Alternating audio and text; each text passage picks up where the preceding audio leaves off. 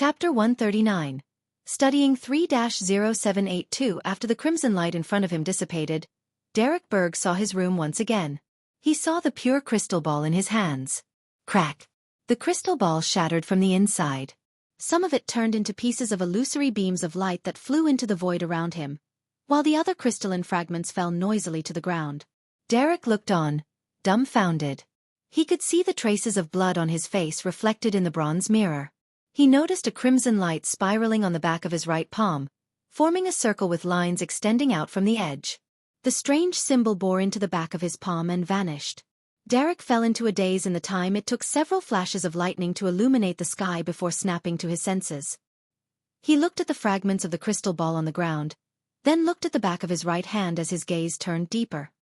He walked out of his bedroom, returned to the living room, and opened the door to look up at the sky above the city of silver. An arc of lightning streaked across the sky, illuminating the city with a silver sheen. Right on the heels of that was rumbling thunder. The world belonged to the dark. Without any speck of light, the heavy darkness only left people in despair. Derek clenched his fists. There was no joy in his eyes, for they were still filled with the remnant grief and pain. But he was no longer lost. Phew. Looks like I've managed to trick another person into becoming a member. No, I've managed to recruit another member. Klein shook his head and mocked the present strength of his tarot club. The leader, the fool, was only a sequence 9, one who had just fully digested the seer potion. And there were at least 3 high sequence beyonders at sequence 4 in the hopeless city of silver that the sun spoke of. After mentioning the acting method one more time, I can start telling the captain the specifics and hand in my special application. At the very least, I'll stop being in charge of support once I become a clown. Klein didn't stay in the world of fog. He extended his spirituality, wrapped it around himself, and initiated a descent. Tearing through the gray fog and passing through the ravings, he returned to his room before dispelling the wall of spirituality. Then, Klein picked up the key and headed out of the room. He first went to the 2 rooms booked by Dunn to take a look in order to confirm that the captain and Fry hadn't returned yet. He then headed to the first level and handed the key back to the boss. The boss looked at the wall clock to the side and gave a thumbs up. Well done.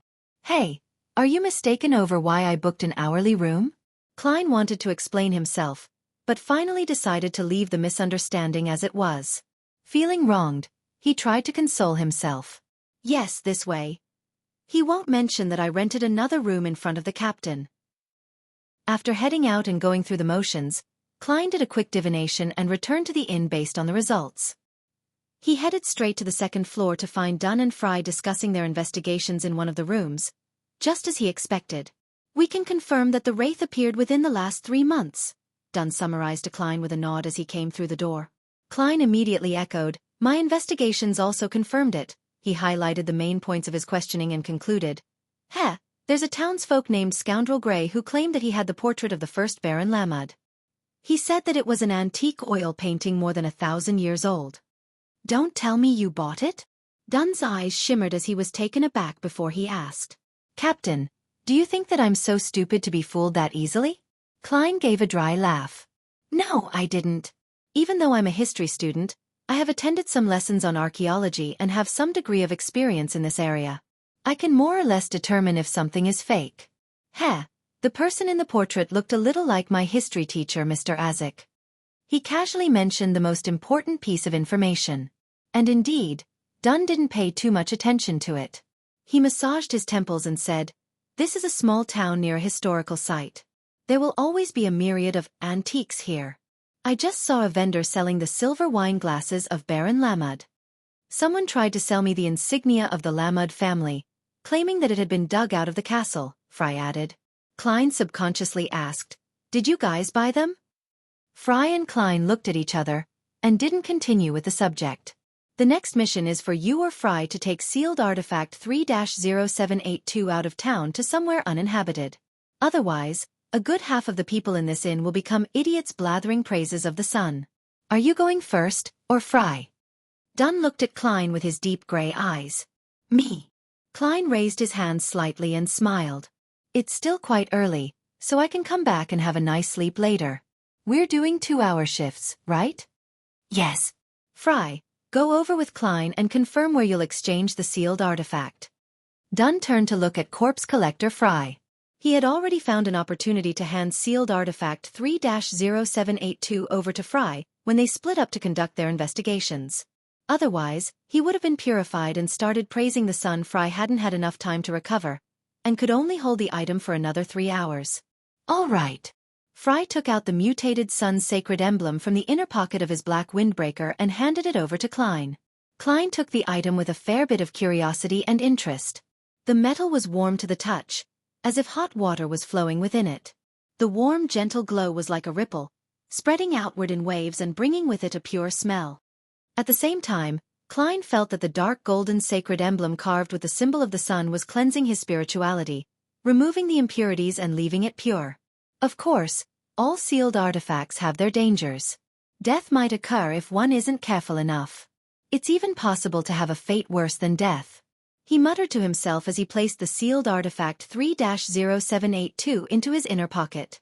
After inspecting his revolver, charms and cane, he walked out of the room and left the inn together with Fry. They headed straight for the outskirts of Lamud town. The two circled an area beside a sparse and deserted forest and confirmed that there was no one within dozens of meters of them.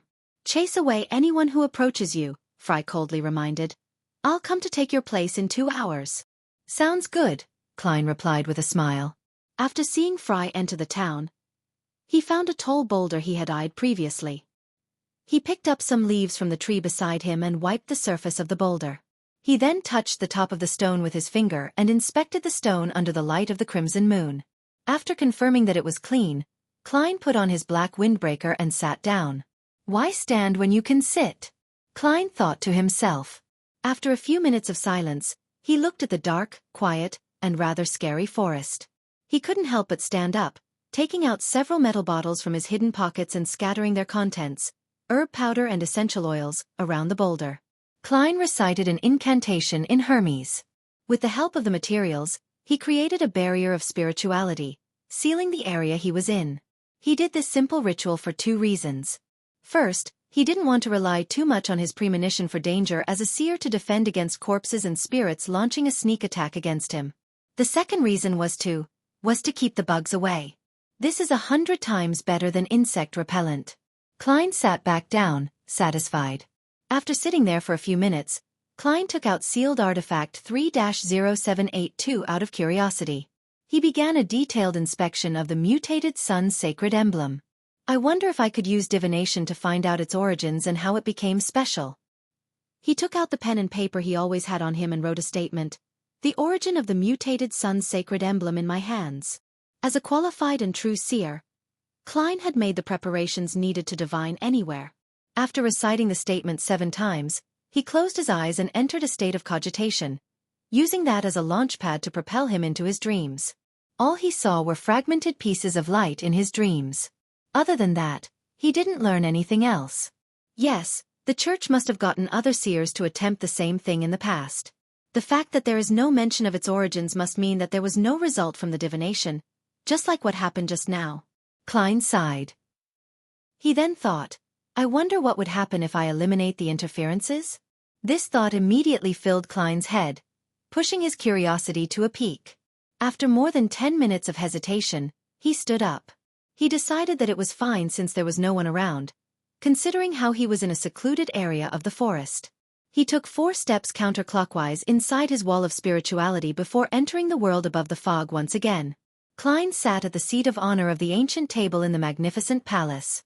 He conjured a few sheets of yellowish-brown goatskin and a black fountain pen, as well as the mutated sun's sacred emblem. "It feels rather real." He rubbed sealed artifact 3-0782 in his hands, finding the tactile feedback identical to the one he had felt in the outside world. "It instantiates itself based on what I felt?" Klein mumbled to himself before writing down the statement he had come up with previously. "The origin of the mutated sun's sacred emblem in my hands." After reciting the statement 7 times, he held the piece of goatskin and sealed artifact 3-0782 in his hands. He leaned back and entered his dream. In the blurry dream world, Klein saw a drop of glowing gold liquid. It was warm and bright. It was suspended above an altar, before a man dressed in a white classic robe. The man only had his back facing Klein. He had lost all signs of life as he fell slowly towards the sacrificial altar. At that moment, the sun's sacred emblem he was holding had come into contact with the golden liquid, the latter quickly seeping into the emblem. The dream quickly dissipated after Klein saw this, waking him up. So it was because of the golden liquid that this sacred emblem has been so effective and uncontrollable to this day. Decades have passed since the discovery of this emblem, but its cleansing powers haven't declined. I wonder what that golden liquid was? Some advanced Beyonder ingredient? Klein toyed with the sealed artifact 3-0782 in his hand and slipped into deep thought. After deliberating over it for a few minutes, he tried to emulate the feeling he had in the dream. He wanted to separate the golden liquid from the mutated sun's sacred emblem he had conjured. He accomplished it almost immediately as the thought came to him. Klein looked in shock at the emblem, which was no longer warm or pure. He watched as the drops of golden liquid silently suspended themselves in the air. He had even more praises for this mysterious space above the fog. This is practically a miracle, even if the separation and instantiation here isn't real. The origins of this drop of golden liquid. He penned down a new statement with great excitement. Chapter 140, Expert at Courting Death, the origins of this drop of golden liquid. After reciting the divination statement 7 times, Klein held onto the goatskin and the illusory golden liquid before leaning back in his seat. He didn't know if he could divine with the item that was instantiated based purely on a feeling. All he could do was make bold assumptions and carefully seek confirmation. In seconds, Klein's eyes darkened, turning from brown to black as he entered a state of cogitation. His eyelids drooped down and he saw the illusory yet blurry dream. In the blurry world that looked in shambles, a golden glaring sun suddenly appeared. A low grunt resounded across the void. The pure and clean light suddenly lit everything up as the gold and burning flames swept outwards. Boom! Klein was instantly expelled from his dream world and flipped onto his side as he shivered. His body seemed to become a huge bonfire which burned with a raging flame. At that moment, his thoughts were all over the place. No proper idea could form from the chaos in his mind. Rumble! The mysterious space above the gray fog shook violently, and the lofty palace collapsed inch by inch. The ancient mottled bronze table broke into a few pieces. The terrifying changes only continued for 3 seconds before the world above the gray fog returned to tranquility as though nothing had happened. The gold flame on Klein gradually extinguished. He rolled around on his charred skin as he groaned in pain, until he eventually regained his ability to think. He supported himself on the armrest of the high chair and stood up with great difficulty. He was terrified and confused about what had just happened. He had never imagined that a mere divination would result in such consequences. He panted and lifted his head to survey his surroundings. He realized that the lofty palace and ancient bronze table, which looked like they had stood unchanged since ancient times, had been damaged. In the world above the gray fog, which had never experienced any abnormality, it was simply an unprecedented level of damage. What happened? Did my divination point toward some unfathomable existence? Klein calmed down slightly and let his burned flesh shed while he speculated. If I wasn't protected by this mysterious space above the gray fog, there might not even be ashes of me left behind. Could that drop of gold liquid be the blood of a god? Did I see the eternal blazing sun, or some powerful angel of his? No, that was the sun, so I think it was the former. Damn, did I just look directly at a god? Klein felt more fear as he thought about it. He felt that he had nearly died. Those who know nothing fear nothing, but those who don't court death won't die. In the future, I can't just divine anything and everything. Who knows what I'll see? If that were to happen once more, I don't know if this mysterious space could even shelter me from fatal damage. When that happens, I'd actually die. Yes, it definitely won't do if I continue making experiments with the golden liquid. The existence from before, which was likely eternal blazing Sunday. He must have sensed the sudden, hidden and unexpected influence from the divination above the gray fog and failed to respond in time. If he were prepared, this mysterious space might not have been able to withstand the repercussions. Having come to this realization, Klein's body had already returned to normal. It was no longer charred, but compared to before, he was dimmer and more incorporeal than before. He lifted his hand to massage his temples and commanded with his mind to restore the palace and the long table. Then, the palace that looked like the home of a giant and the long table cast out of bronze returned to normal. Everything looked like it had before. Klein sat down and leaned against the back of the chair. He mocked himself and said, "Well, this isn't entirely bad. At least I know the limit of the mysterious space and I have a certain goal.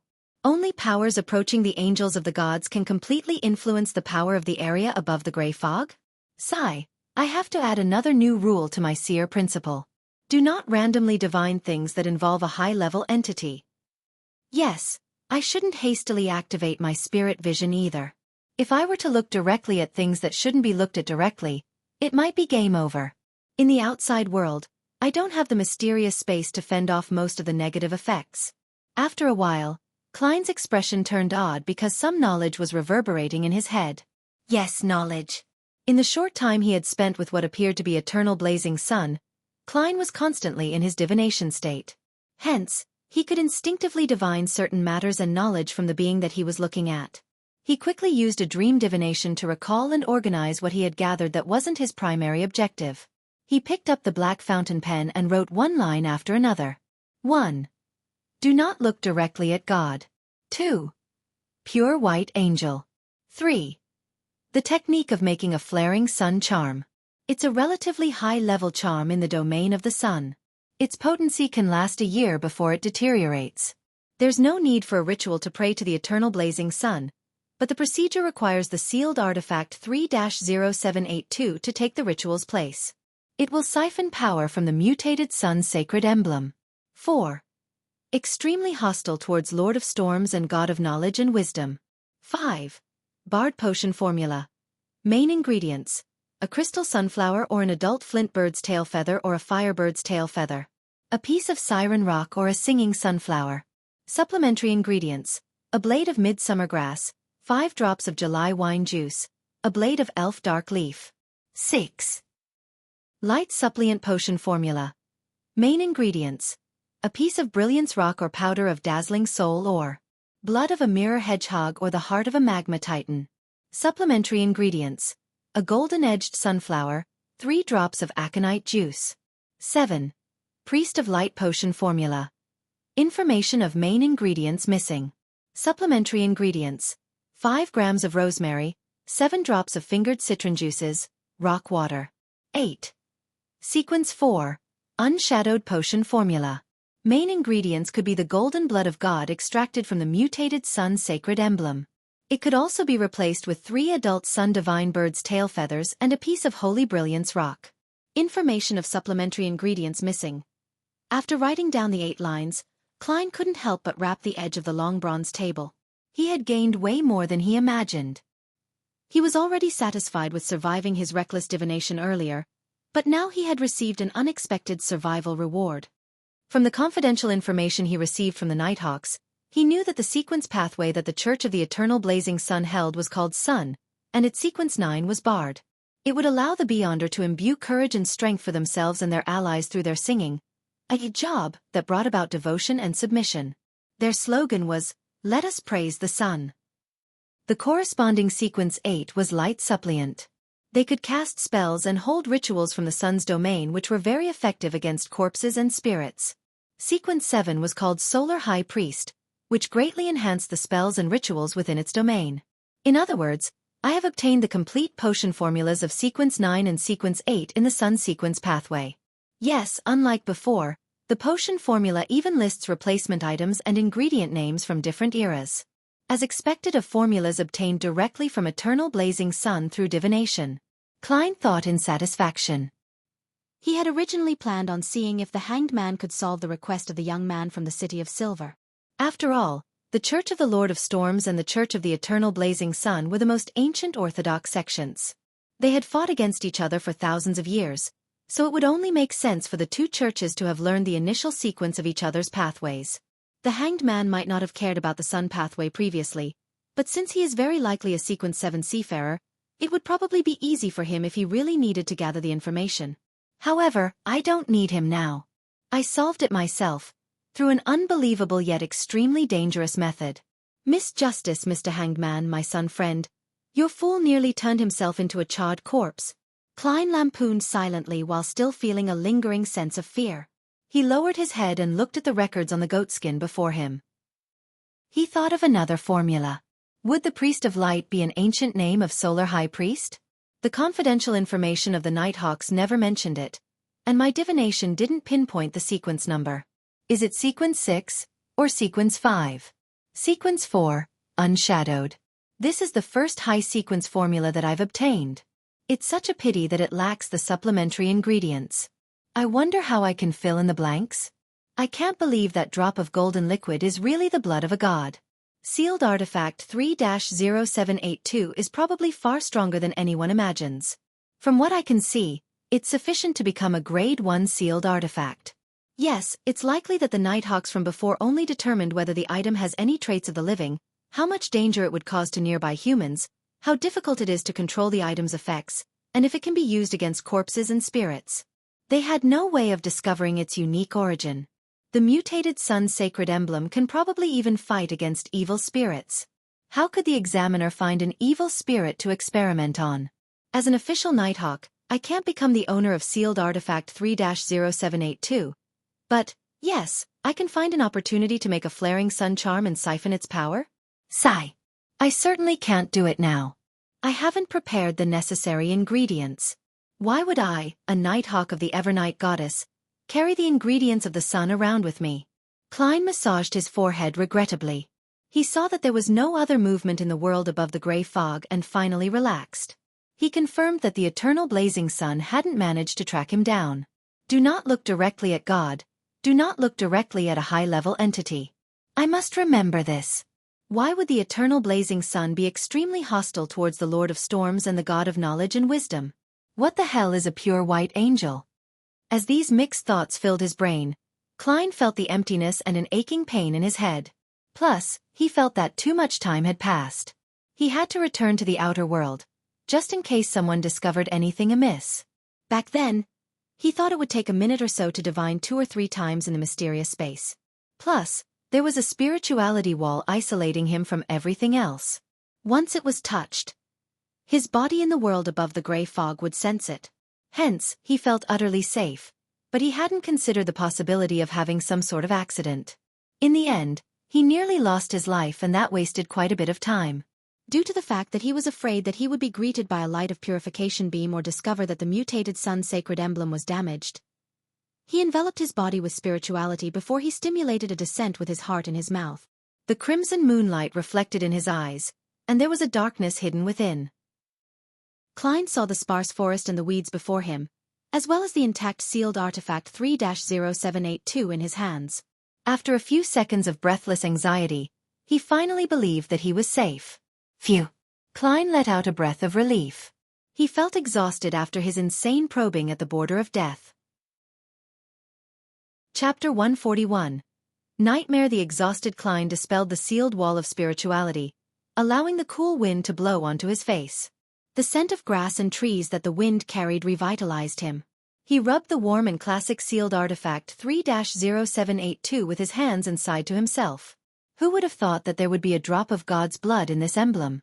I have to assume that the experts from the Church of the Eternal Blazing Sun must have tried searching for this item in the past, but couldn't find it. Klein stretched his neck. He didn't dare try anything else, keeping the mutated sun's sacred emblem in the inner pocket of his windbreaker. His hand followed a chain and took out a silver vine leaf pocket watch. He opened it to see that there was still about an hour before Corpse Collector Fry's shift. I need 2 matches to prop up my eyelids. This is a side effect of that near-death experience. Klein didn't have any other ideas. All he could do was take out a small metal bottle from a tiny hidden pocket. He uncapped the bottle and brought it near his nose. A pungent smell, a mix of mint and disinfectant, quickly entered his nose, giving Klein goosebumps. His senses were jolted, making him forget his fatigue temporarily.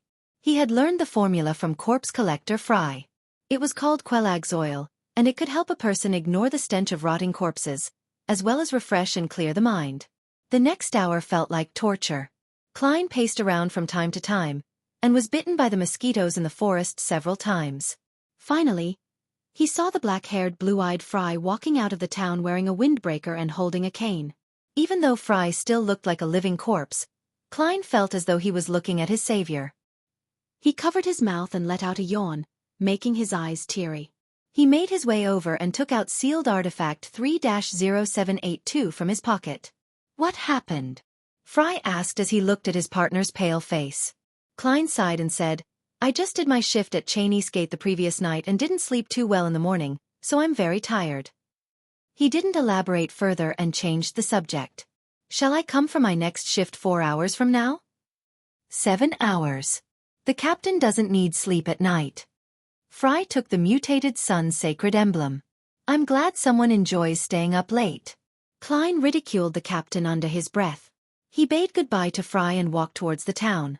On the way back to the inn, he took out his pocket watch again and checked the time. 10 minutes earlier than we arranged. What a nice person. Klein laughed and walked faster. He returned to the inn and opened the half-closed door. The boss watched him as he made his way to the second floor before he entered his room. He removed his coat and shoes after locking the door. He didn't wash up, but instead fell directly onto the bed. His breathing became heavy in just a few seconds, then long and peaceful. In his dreams, Klein returned to Earth where he was playing a game he hadn't beaten. A cup of soda and a plate of spicy chicken wings were on his left. To his right was a bowl of rice and bitter bamboo shoots meat soup. He didn't like bitter bamboo shoots, but he liked it in soup with meat slices. The refreshing taste and the little bit of fat from the meat were tantalizing, a perfect complement to the rice. He could eat an extra bowl of rice if it was paired with some good sauce dip. Just as Klein was about to enjoy his supper and continue playing his game, his dream changed again, presenting him with the internal layout of 2 Daffodil Street. Klein suddenly became alert, aware that he was dreaming. He saw himself seated at the side of the dining table, a copy of the Tianjin Daily Tribune in his hand. In front of him was a bowl of tomato oxtail stew, pan-fried lamb chops, mashed potatoes, and wheat bread. He subconsciously turned to look at the door, suddenly noticing a figure standing outside the window of the living room, silently staring inside the house. Klein was shocked.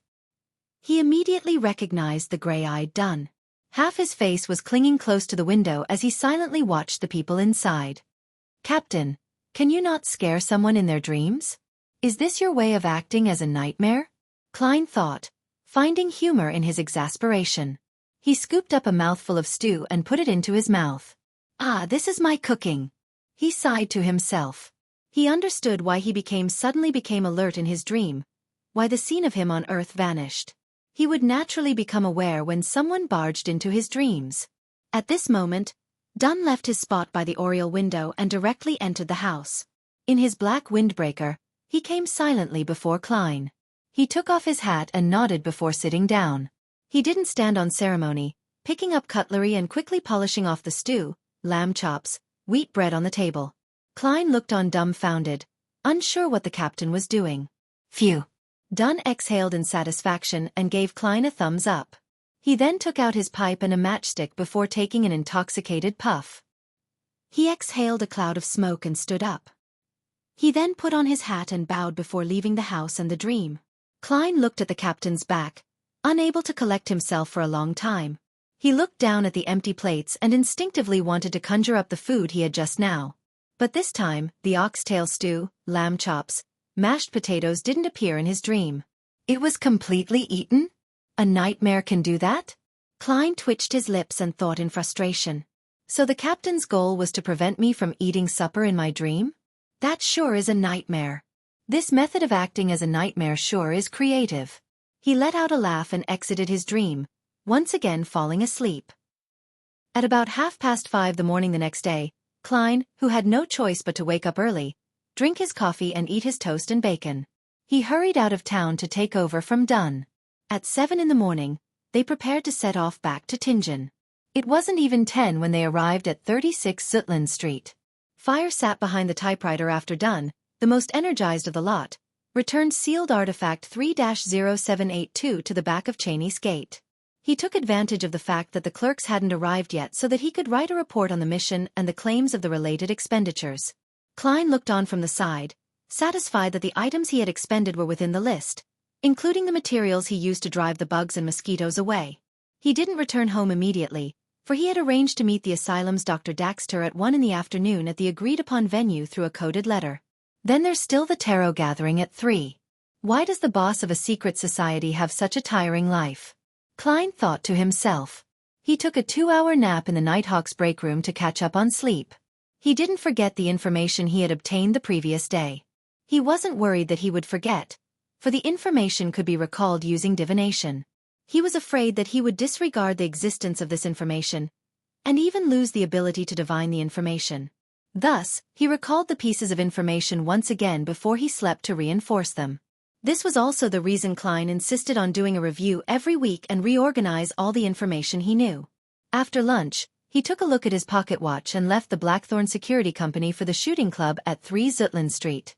Klein entered the reception area after pushing open the door, but he didn't head directly to the shooting range belonging to the Nighthawks. Instead, he found a seat in the hall as he waited patiently with his black cane in hand. He had arranged to meet Daxter at the Zutland Street Shooting Club. He had arranged this through handwritten letters.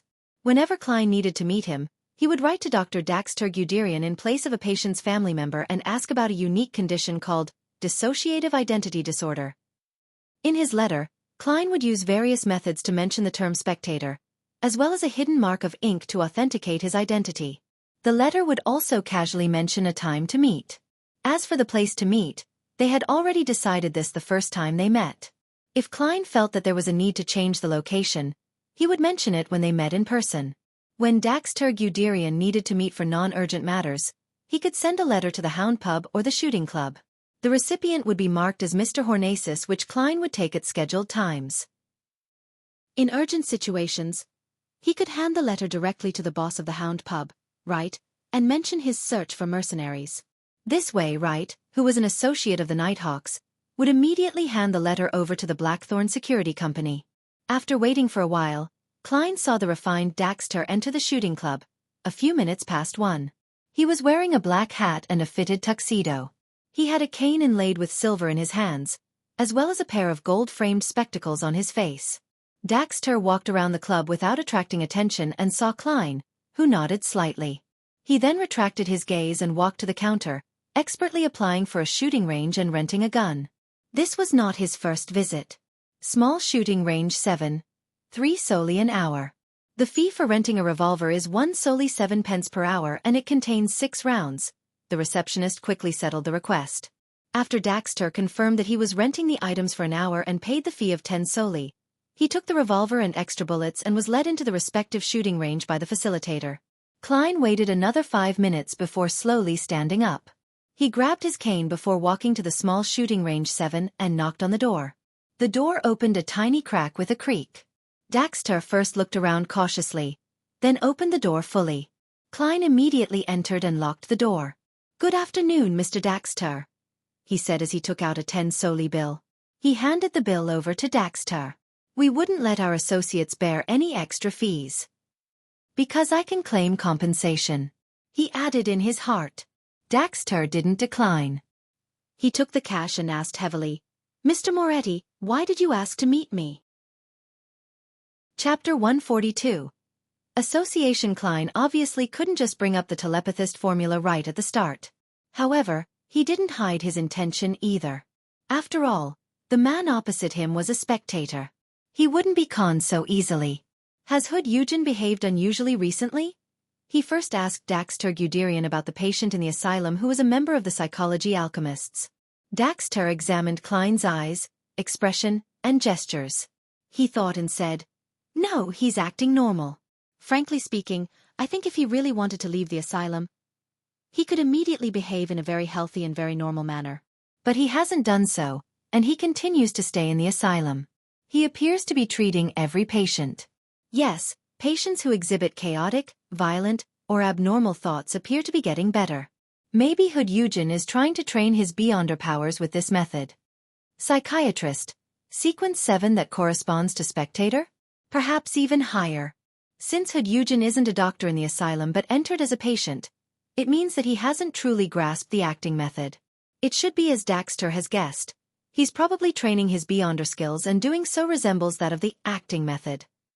To a certain extent, it could slow down the potion's negative influence. Hence, Hood Eugen decided to just take the asylum as his home. Klein openly showed that he was in deep thought regarding Hood Eugen's matter.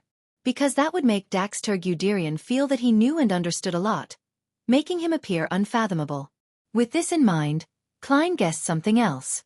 The psychology alchemists hadn't grasped the acting method. After all, even a mainstay member at the Sequence 7 was unaware of this. In this era with few Beyonders, a Sequence 7 was considered mid-level in any secret organization. They were important enough to know crucial matters, especially those that could help members resist the loss of control. Plus, the Psychology Alchemists was a secret organization that had only been established in the last 300 years or even earlier.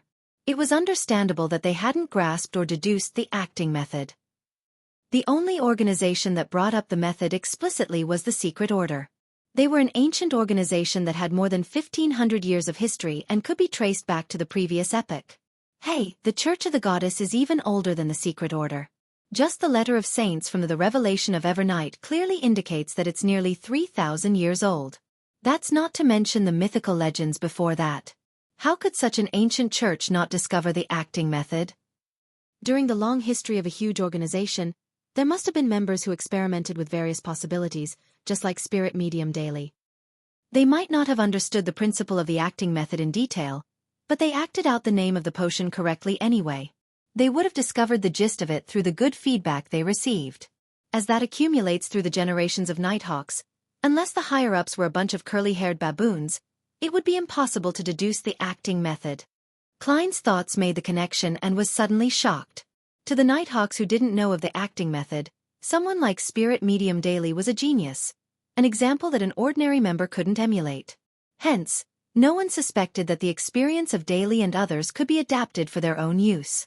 But to those who have grasped the acting method, this would be extremely odd. Klein believed that in the long history of the Church of the Evernight Goddess, Spirit Medium Daily was definitely not the first member to have used the acting method to digest the low-sequence potions quickly. She might not even be in the top 10 or top 50. It doesn't make sense. Unless Daily didn't understand the acting method on her own, but had other people's guidance. Then, it could be concluded that every member of the Holy Cathedral follows the beliefs of the past, believing in their predecessors' experience, and not daring to rebel against their teaching. After all, rebelling would imply the loss of control most of the time. Yes, other than this explanation, there is another possibility. The higher-ups of the church have hidden the acting method for some reason.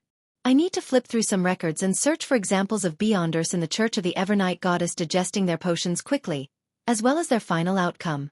Klein thought with a mask of solemnity. Daxter looked at him, waited for a few minutes and asked curiously, "Officer, is there some sort of problem with Hood Eugen's actions?" "Not right now. It just made me think of other matters," Klein replied, smiling. He cast his suspicions aside. He asked instead, "Has there been any actions taken by the psychology alchemists recently?" "No, besides a small gathering in Awa to exchange items and experience," Daxter answered honestly.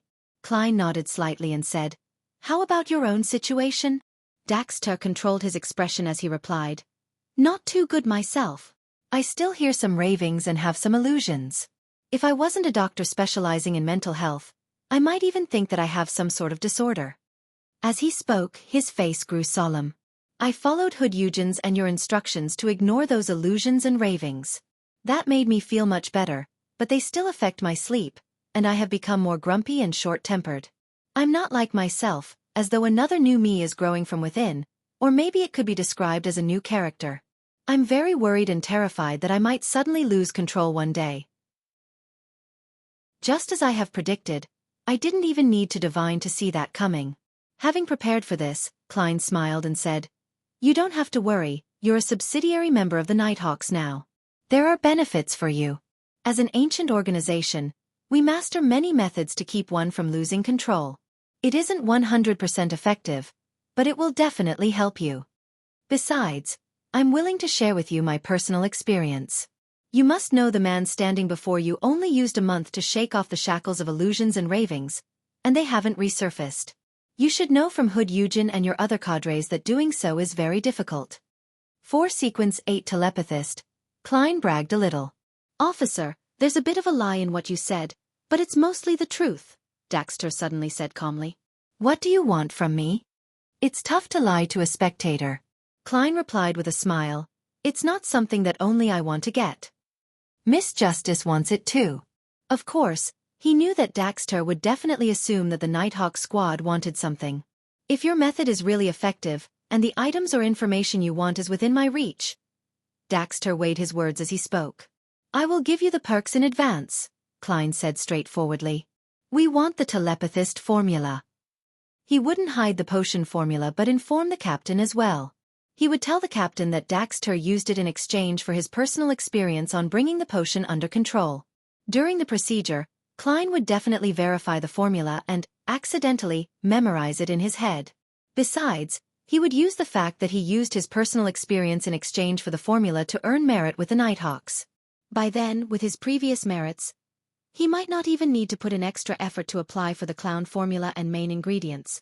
A formula for 2 deals. Quite a good bargain. Klein thought happily. Daxter looked into his eyes and kept quiet for a while before he said, You're very frank. I'll try my best to get the formula, but I'm not sure how long it'll take me. If it gets too dangerous, I hope that I can replace it with something else. No problem. Klein didn't intend to force the request on the man. He then described the acting method vaguely. The key to resisting the loss of control lies within the name of the potion. We have to understand it and learn its true meaning. You can't completely understand it by thinking about it. It must be understood through experience. For instance, as a spectator, you have to understand that you're only a spectator, not an actor. How a spectator should act is something that you need to discover through attempts and experimentation to deduce the principles required of you. From there, adhere to it strictly. Daxter listened attentively. Then he replied, That's a brand new way to look at things. I'm willing to use the word theory to describe what you just said. This is just like a theory of a play and opera. I'll try, and I hope it'll help. If it really works, I'll do my best to get you the telepathist formula. May the goddess protect you. Klein drew a crimson moon on his chest. Klein didn't request the potion formula of psychiatrist as well, because he knew that it was a task that Daxter couldn't complete with his current position. He might end up exposing him if he wasn't careful. Thus, he planned to take it one step at a time by helping Daxter achieve a higher position in the psychology alchemist slowly. Then, the long-term benefits would be abundant. Klein looked outside through the peephole in the door. Then he left quickly and turned to the small shooting range that was designated for the Nighthawks. He entered and locked the door. His face grew grave once again. When he was guessing the reason why the Church of the Goddess hadn't developed the acting method, he realized another thing that he had overlooked. He had overlooked it because he had obtained 2 crucial factors in reverse order. It made him fail to make a further consideration. The first matter was that the Antigonus family was destroyed by the Church of the Evernight Goddess.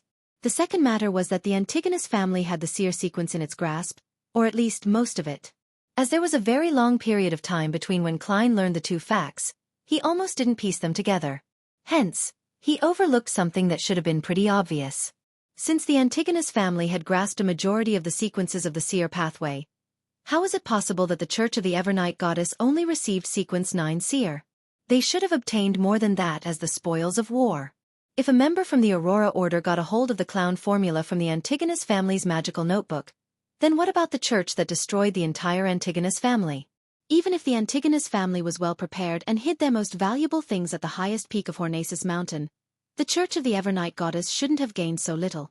They were the ones who killed the family members of Antigonus family. Furthermore, the dead can be made to speak. Chapter 143. The fool's real-time Klein paced around the small shooting range as he pondered over the intent of the Church of the Evernight Goddess regarding the seer pathway. Do they not want Nighthawks to choose this pathway, or do they not want Beyonders to become powerful through this pathway? As such, they only revealed the sequence 9 seer, which is clearly a support type?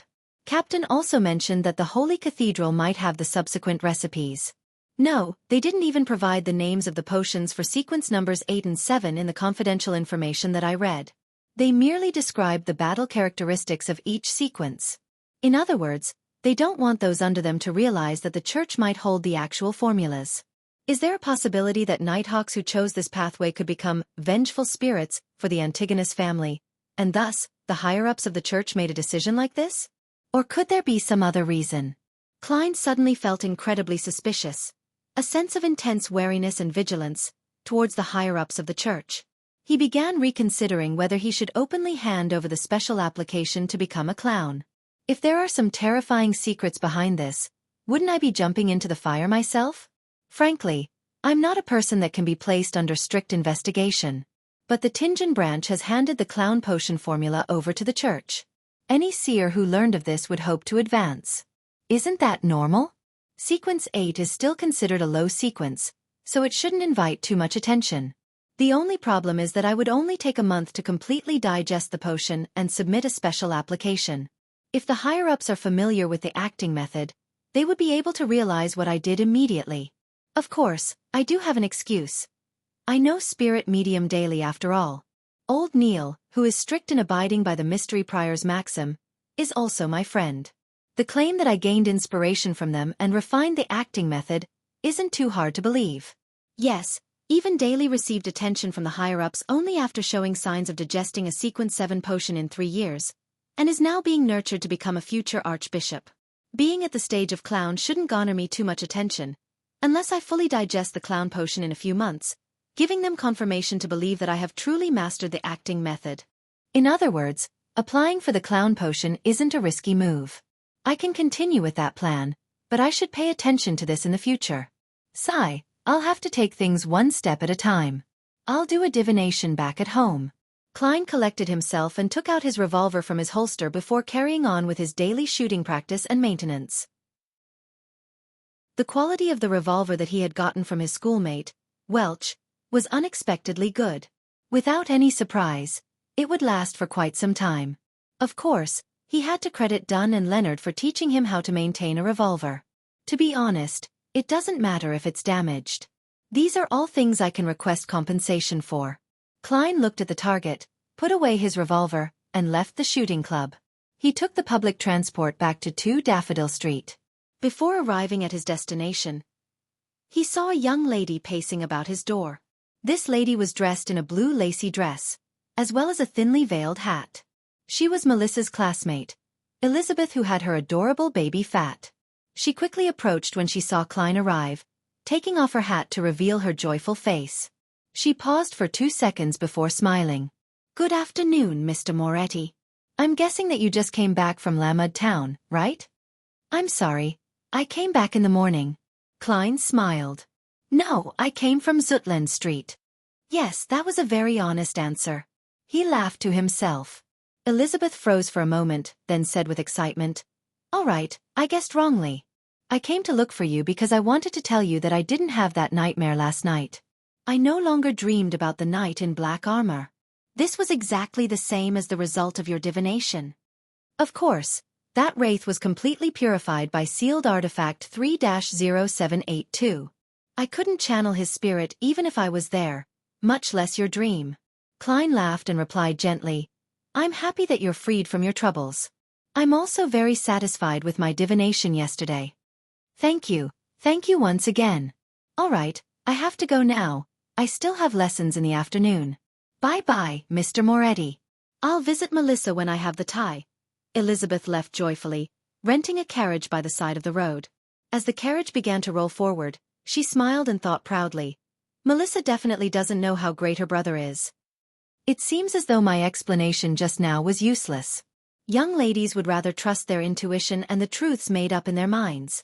Klein saw Elizabeth board the carriage and opened the door to his house. He made his way to his room.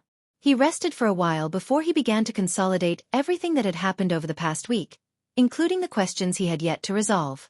After completing the task, he burned his notes, took out his pocket watch, and opened it. 2:30? There's another 15 minutes left. Seeing that he still had time, Klein put on his oldest suit and headed to Smyron Bakery at Iron Cross Street to buy a cup of sweet iced tea from Mrs. Wendy. He drank his beverage as he returned, then sealed his room with a wall of spirituality at 15 minutes to 3. He then took 4 steps counterclockwise and entered the world above the grey fog. In the quiet ancient palace, Klein conjured a piece of goatskin and wrote down a divination statement. "I should obtain the clown potion through the Nighthawks." He put his pen down and untangled the spirit pendulum on his wrist. He grabbed the pendulum firmly with his left hand, allowing the topaz to be suspended right above the piece of paper. He recited the statement 7 times. His eyes darkened and the pendulum in his hand started to turn. It turned clockwise. It's a positive answer, so it's appropriate. But it'll be hard to say for the sequences after clown. I should seriously develop my tarot club. Klein did another divination to confirm the answer. After this, he used his hand and pressed down on the dark red star representing the sun. He wanted to bring the youth from the City of Silver in early, and ask if he revealed whatever had happened in this world to the 6-member council. If he hadn't, then Klein would give him a better way of knowing what time the gatherings would start. In a room of the Berg household in the City of Silver, Derek sat silently by the side of his bed, waiting for the fool's summoning. In order to avoid being near anybody, he didn't even go out of the house after he returned. He had nearly finished all the food in his room. Bearing with the hunger and hearing the growls of his stomach, Derek felt as though he was a living corpse roaming around on a dark plain. However, he remained silent, nor did he stand. At that moment, he saw a dark red color spread in the air, quickly swallowing him. The gray, boundless, cold, lonely world appeared in his field of vision once again. Seated at the seat of honor, the fool, who was obscured by the thick fog, presented himself in front of him once more. Klein was satisfied that his summoning wasn't interrupted. He also confirmed that he didn't face any immediate danger. "Son, we meet again," he said smilingly, using Jotun. Derek was shocked by what had happened. He lowered his head. "You are a fool who keeps his word. The other members will arrive in a while. Before that, I'll confirm a few things with you first." Klein used the loan language this time, but willed the mysterious space to translate it into Jotun. The words rang through the air, coming to Derek in Jotun. He asked curiously, "What's the matter?" "Well, now that I've gained a certain degree of mastery over Jotun, the mysterious space above the gray fog can translate whatever I say in real time. This means that I won't have to worry about justice and the hanged man not understanding whatever Sun says. Sigh, why does a boss like me have to work so tirelessly?" Klein pinched the bridge of his nose. He laughed and shook his head. "I'll permit you to recite my name. Remember the incantations I'm going to tell you." The fool that doesn't belong to this era, the mysterious ruler above the gray fog, the king of yellow and black who wields good luck. Derek's pupils constricted when he heard that, but he didn't dare to get distracted.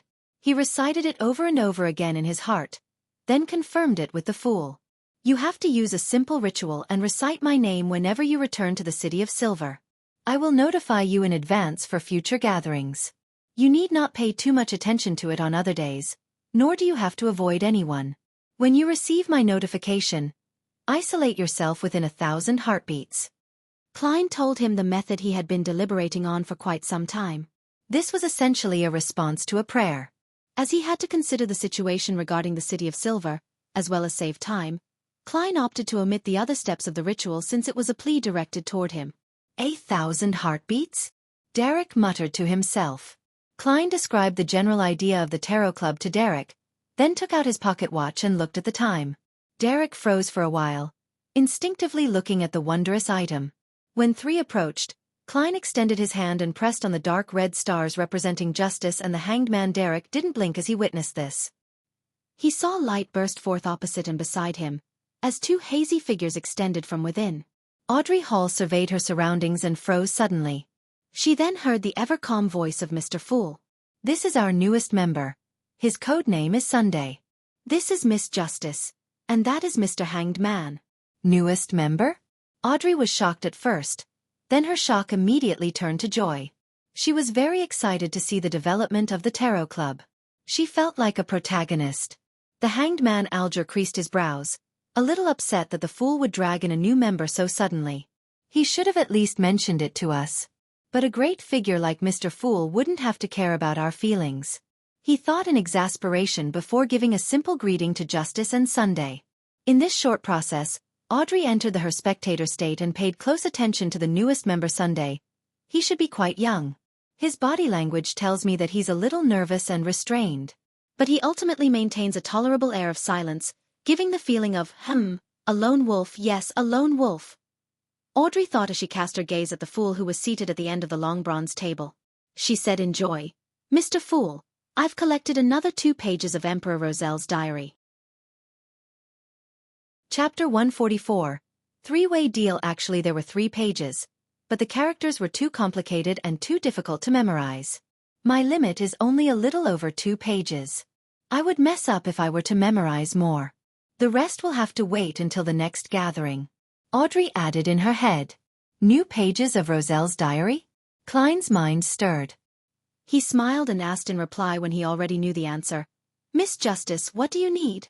Audrey's eyes beamed with excitement, but she replied in a reserved manner. You know that I'll soon fully digest the spectator potion. I hope that I can get the formula for the telepathist potion so that I can prepare the ingredients ahead of time.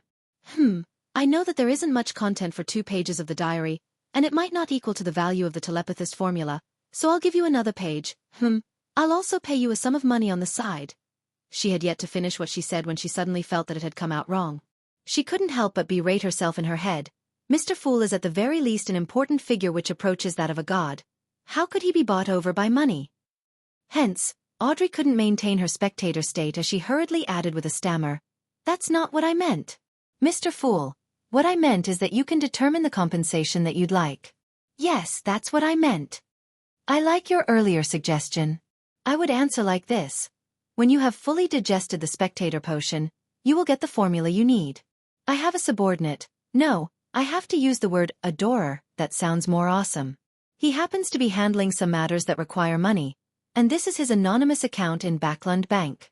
Yes, then I will disguise myself and make an anonymous account in Backlund Bank. Klein didn't answer immediately but weighed his words carefully with an unfathomable expression. Backlund Bank was one of the 7 major banks in the Lone Kingdom, and as such, it possessed the right to clear transactions.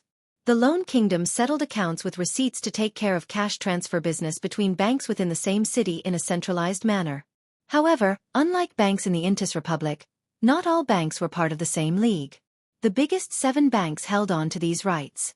Hence, they were called the clearance banks, making other banks rely on them.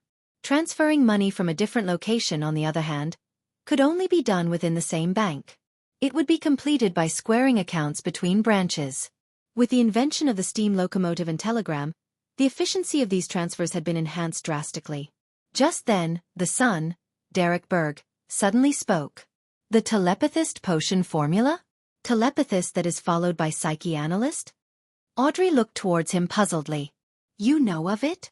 At the same time, Miss Justice saw a problem through her instinct as a spectator. The young man had used the ancient title psychoanalyst instead of the modern term psychiatrist. This guy is very strange. Audrey examined son's every movement. Derek didn't think that he behaved any differently but replied seriously, I can get you the formula. Then, he felt guilty as he couldn't provide it immediately. He tried his best to explain himself.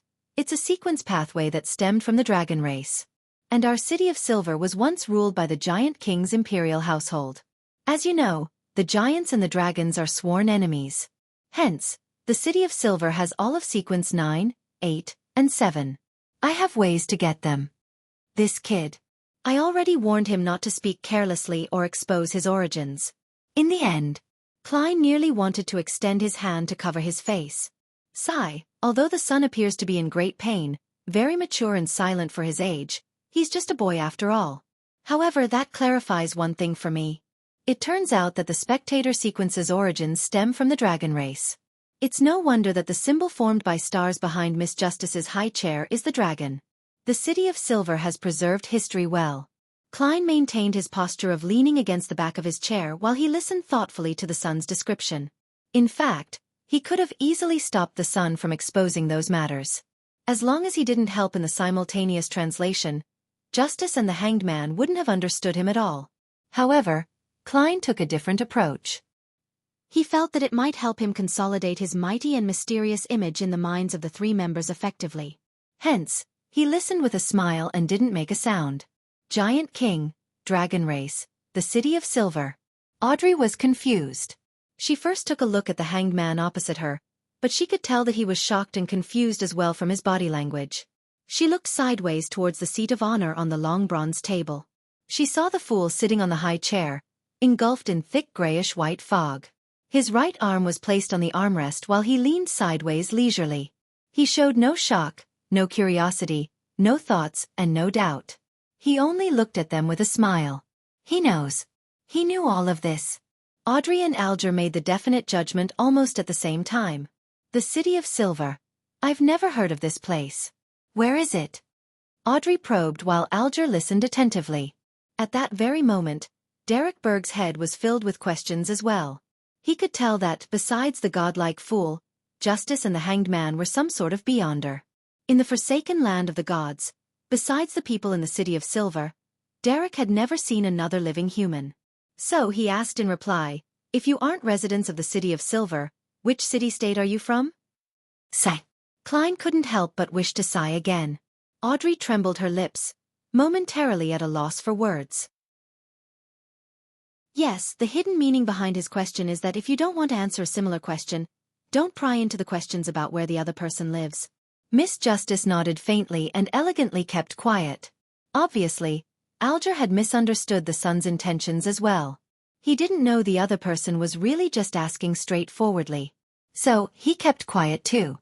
When Derek didn't receive any reply, he seemed to realize what was happening. He didn't bring it up again and instead said, "I will try to get the telepathist potion formula as soon as possible. I would like to use it to exchange for the beginning sequence pathway of the sun." "Sun sequence pathway? Sequence 9 Bard?" Alger asked in reply. Derek thought and said, "Probably, but I lack information about it." Klein, who was watching from the side, decided to get involved, because he didn't want to risk anyone taking his business away. He smiled and said, "I believe Miss Justice doesn't have the Bard formula. But Mr. Hanged Man seems to be able to get it." Seeing Audrey nod, Klein continued with a faint smile. "I will give the sun the Bard formula. The sun will pass the telepathist potion to Miss Justice as soon as possible. Try to get it done within the next 2 gatherings. Miss Justice, please pass me the new pages of Roselle's diary. Then the deal is done." Yes, according to the law of equivalent exchange, the sun is on the losing end of this transaction, but as of now, he has only made a promise. When he really provides the telepathist formula, Miss Justice can consider how to compensate him again, or I will compensate him while Miss Justice provides money to one of my adorers who needs to do some things recently. Heh. That's because the sun might not necessarily be able to receive Miss Justice's cash or ingredients as compensation. Klein intentionally added that final statement to redirect the Hanged Man and Justice's focus onto the fact that Sun might not be able to receive her compensation. He also did that to place himself in an unfathomable position. Then, everyone would ignore the adorer that lacked money. Might not necessarily receive the compensation. Where exactly is the sun? The southern continent? Alger suddenly creased his eyebrows. The origin of the sun is mysterious too. As expected, Mr. Fool does have subordinates in reality. Audrey finally saw her hope of becoming a Sequence 8 telepathist. What other thoughts could she have? She suppressed her excitement and flashed a faint smile as she said, "I have no objections." "Neither do I." When Derek saw that he could obtain the beginning sequence of the sun pathway, he nodded without hesitation. He couldn't care less about the additional compensation. Alger, who was out of the 3-way deal, didn't have the right to speak. Although he could get the formula of Bard, he would need to wait a week or 2 as well. At that moment, Klein, who had successfully delayed the compensation to the next gathering, or the following one after, pressed his palm forward happily. The Bard formula surfaced. Main ingredients: a crystal sunflower or an adult flint bird's tail feather or a firebird's tail feather. A piece of siren rock or a singing sunflower. Supplementary ingredients: a blade of midsummer grass, 5 drops of July wine juice, a blade of elf dark leaf. He sent the formula before the sun and saw the young man first crease his eyebrows and then relax. Yes, the ingredients in the forsaken land of the gods will still be known by their ancient names. Luckily, my formula was obtained directly from the eternal blazing Sunday. The knowledge that I gained used ancient names and various replacements. Klein suddenly cast his eyes of realization towards Miss Justice. Audrey looked at the sun who was memorizing the formula. Then she quickly willed the 2 pages of the diary that she had memorized. The diary immediately appeared on the yellowish-brown goatskin and, with a flash, appeared in Klein's hands. Just like before, he started reading immediately. November 3rd. Matilda is 3 months pregnant now. I even find those maidservants who come from the villages beautiful. No, I can't lower my standards. Coincidentally, Countess Flo Rice has invited me to join a private party, hee. November 8th. Archbishop Van Esten sought my help. What can I do for an archbishop? November 9th. It turns out that there is actually a secret hidden within sequence pathways. Archbishop Eston told me that after becoming a Sequence 5 Beyonder, the rest of the sequences could be replaced with sequences of the same level from one or two other pathways. In other words, it starts from the mid-sequence to high sequence. But this is only limited between those one or two pathways. If it's replaced with a potion from a wrong pathway, semi-insanity is the mildest outcome, and one can't advance any further. This way, one can begin substituting pathways from sequence 4 onwards. Sleepless and corpse collector pathways. Yes, the Church's savant and mystery prior pathways can also substitute for one another at a high sequence. Chapter 145. Request for cooperation. Some pathways are interchangeable after sequence 5? That's different from what the Nighthawks told me. Isn't it a fact that you cannot change your pathway after you choose one? Wasn't it mentioned that diverging from your pathway would allow one to obtain strange, mysterious powers, but that person would definitely go insane and would never be able to advance? To think that there are some hidden exceptions to this. Klein looked at the diary, his pupils constricting. He didn't think that the Emperor Roselle would spout nonsense about something like this. After all, the surprise in his words was so real. But he didn't assume that the information Emperor Roselle had received was definitely correct. There was also a possibility that he had been lied to, or that he had misinterpreted the information. I will need to verify this. I'll commit it to my memory first. Klein reminded himself, then thought deeply about this. If what Roselle described here turns out to be correct, then the sequence pathways go deeper than what I imagined. It hides many secrets. The complete pathway possessed by the Nighthawks is sleepless. They also possess a relatively complete path in the corpse collector, which they have up to sequence 4. To think that those are interchangeable after sequence 5. The other potion chains they have are even less complete, as some pathways only possess the first sequence. Similarly, the Church of the God of Steam and Machinery holds the complete pathway of the savant, and has a relatively complete pathway for the mystery prior. These can also be interchanged at high sequences. Interesting. I wonder which pathway is interchangeable with the seer pathway? The apprentice or marauder that was mentioned by the Emperor. There's a high possibility that the first 5 sequence pathways of the seer pathway would each provide a separate ability, and that these abilities would be combined at sequence 4.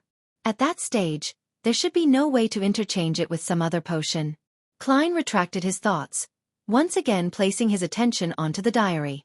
He noticed that although the 2 diary pages were connected, the content was not in chronological order. The dates belonged to 2 different periods. This could be a mistake made by whoever copied their content. April 9th. The relationships between the Church of the Eternal Blazing Sun, the Church of the Lord of Storms, and the Church of the God of Knowledge and Wisdom are poor. They see each other as enemies.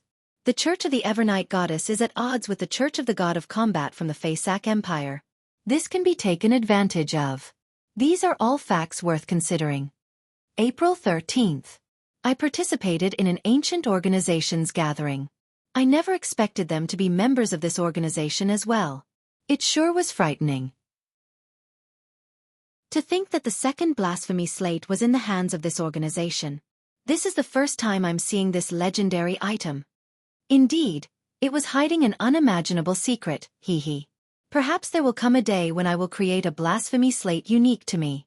No, a set of them, with each one hiding an ultimate secret. Holy fuck, Emperor, why didn't you specify the name of this ancient organization? You're killing me. Perhaps, Roselle had a reason, or didn't dare to write down the name of the organization, even if he was using Chinese. Klein looked at the diary, a little uncomfortable and puzzled. But with this page of the diary, Klein could finally confirm that Emperor Roselle had seen the second blasphemy slate. Furthermore, he created a set of cards after that. Each card represented a pathway to godhood. Yes, that could be the ultimate secret that matches each pathway to godhood. I wonder where that set of 22 cards are now? That ancient organization managed to obtain the second blasphemy slate. Klein's thoughts flowed quickly. But he quickly reined in his thoughts. He shifted his gaze away from the diary and shot it towards the Hanged Man, Justice, and the Sun. He smiled and said, "Actually, you didn't need to wait for me. It's our honor." Alger had already reined in his dissatisfaction as he answered humbly. Audrey thought for a moment before smiling. "Mr. Fool, the open selection of government officials through examinations that you described previously has already garnered the support of the king and the prime minister. It will soon be passed by the House of Lords and the House of Commons and is predicted to be implemented early next year. It looks like the king and the prime minister still use their brains, Alger mocked out of habit. Well, with Benson's intellect and diligence, his grammatical and accounting skills should be passable by early next year. But once it's passed by the two houses, it will definitely be announced widely by the various newspapers. I wonder how long Benson's advantage will last? The earlier the examination, the better. Sigh, there's no way Benson can triumph over the elites who graduated from the various universities in such a short period of time. But he need not compete against them. The positions they're fighting for wouldn't be the same. Those people might only have their sights trained on positions such as the cabinet secretary or finance secretary. The silent Klein worried for his brother as he nodded his head with a smile. Audrey straightened her back when she saw the fool's affirmative nod. She said with a smile, "Mr. Hanged Man, you got me to check on something for you previously. I've received an answer. The king has been convinced by the prime minister and won't seek revenge on the Faysac Empire at the East Balam shore for the time being. I think you can now give me the extra payment that you promised me." Alger thought for a few seconds before saying, "Miss Justice, thank you for your answer. This eases my concerns over certain things. What kind of extra payment do you want? I'll consider it if it's within reason." Audrey smiled, obviously prepared. Clues to the psychology alchemists, or clues to the main ingredients of the potion telepathist. Of course, that can wait until after the sun hands the formula over to me. "No problem," Alger said without hesitation. 2 seats away from the Hanged Man, Derek Berg couldn't understand a single word. He was very confused, feeling that he only understood a few terms, but couldn't string them together to provide any logical sense. A method of selecting officials through examination? A king and prime minister, House of Lords, House of Commons, East Balam Shore, Faysac Empire, psychology alchemists? He understood none of that. Faysac, the root of the word came from Jotun. What connection did it have with the fallen giant king's imperial household? Derek looked at Justice and the Hanged Man, suddenly having the feeling that they might not come from the same world. Could there be another city-state, or one that had formed a nation, somewhere far away from the City of Silver in the Cursed Lands? Derek remained silent and listened on. He had a faint understanding of why the mysterious fool mentioned that he might not be able to receive the monetary compensation Justice was going to give him. To be able to gather people this far away from each other, disregarding the terrifying monsters hiding in the darkness of the Cursed Lands, the fool might really be a god, an ancient god, he thought. After accomplishing everything that she set out to do, Audrey wanted to become a silent observer, but she suddenly remembered something. She spoke in a hurry. "I recently came into contact with a Beyonder Circle and found out about a powerful person named Mr. A, Mr. Fool, Mr. Hanged Man, Mr. Sun. Do you know of this person's background and identity?" "I don't even know what you're talking about." Derek maintained his silence. "Mr. A? I only know a Mr. Z. With such a similar code name, could he also be from the Aurora Order?" Klein made a guess, but didn't give an answer. He had to maintain his image and try not to give answers he wasn't confident in. If he had to, he would give a vague description just like a charlatan. Alger looked at the fool and found him calm and unchanging. It was hard to read his true thoughts. Thus he said in a deliberative tone, "The Aurora Order is at odds with the Church of the Lord of Storms, the Church of the Eternal Blazing Sun, and the Church of the God of Knowledge and Wisdom. So members of these churches understand the Aurora Order more than any other organization. And I happen to know something about them. You need not explain. I know that you come under the Lord of Storms. Of course, you could be a whistleblower. But why would there be hatred between the Aurora Order and the 3 ancient churches?" Klein smiled but didn't speak. He looked calmly at the Hanged Man. Alger knew that he couldn't hide his sequence pathway from the fool, but didn't pay too much attention to it and continued. "The Aurora Order has 5 saints and 22 oracles. These oracles use the alphabet as their code names, from Mr. A to Mr. X. They are Beyonders, with the weakest being sequence 7 and the strongest sequence 5. They are all adept at hiding themselves. Should a oracle die, a new oracle will take their place. I cannot guarantee that the Mr. A you spoke of is the Mr. A from the Aurora Order, but there is a good possibility. As for the details of the Aurora Order, I have mentioned that to you before." Audrey nodded, becoming even more cautious of Mr. A. she said, feeling a little pinch in her heart. "Thank you for your answer, Mr. Hanged Man. You need not make a payment anymore." "No, I wish to ask for your help with the answer just now, as well as provide extra compensation," Alger said with a deep voice. "What help?" Audrey asked curiously.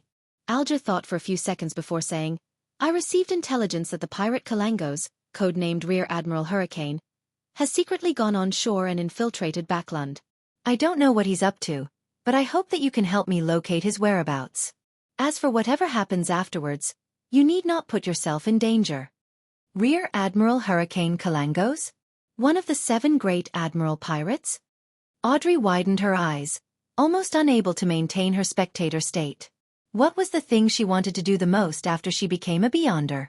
It was, of course, to interact with the people that only existed in the fables of the nobles. Yes, he's a Sequence 6 Beyonder of the Path of the Sailor, a wind-blessed. He also has a miraculous item that could be classified as a sealed artifact. He's quite crafty and cruel. "Don't attempt to deal with him," Alger introduced seriously. He suddenly turned to Klein. "Mr. Fool, can I get your adorer to assist me at the critical moment? I would pay a price that interests you." "The only adorer I have is myself." Klein lampooned to ease his emotions as he smiled. "That is built on the premise that my adorer happens to be in Backland." "All right." Alger retracted his gaze, a little disappointed, but also a little expectant.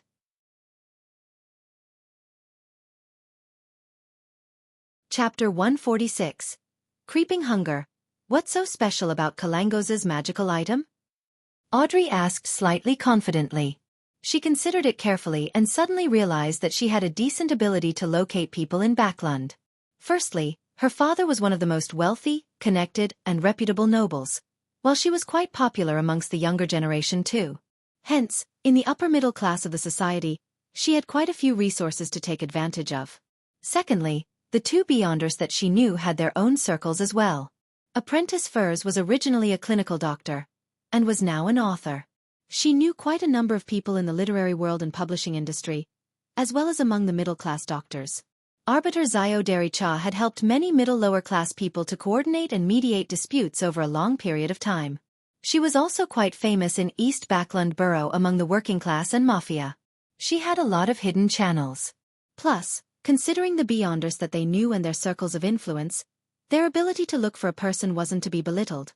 Towards Justice's question, Alger answered almost straight away without hesitation or thought. "No one knows the real name of the magical item, but the people who have come into contact with it call it the creeping hunger. Kalangos uses a living person's soul and flesh to satisfy it every other day. Otherwise, it would consume its owner as a replacement.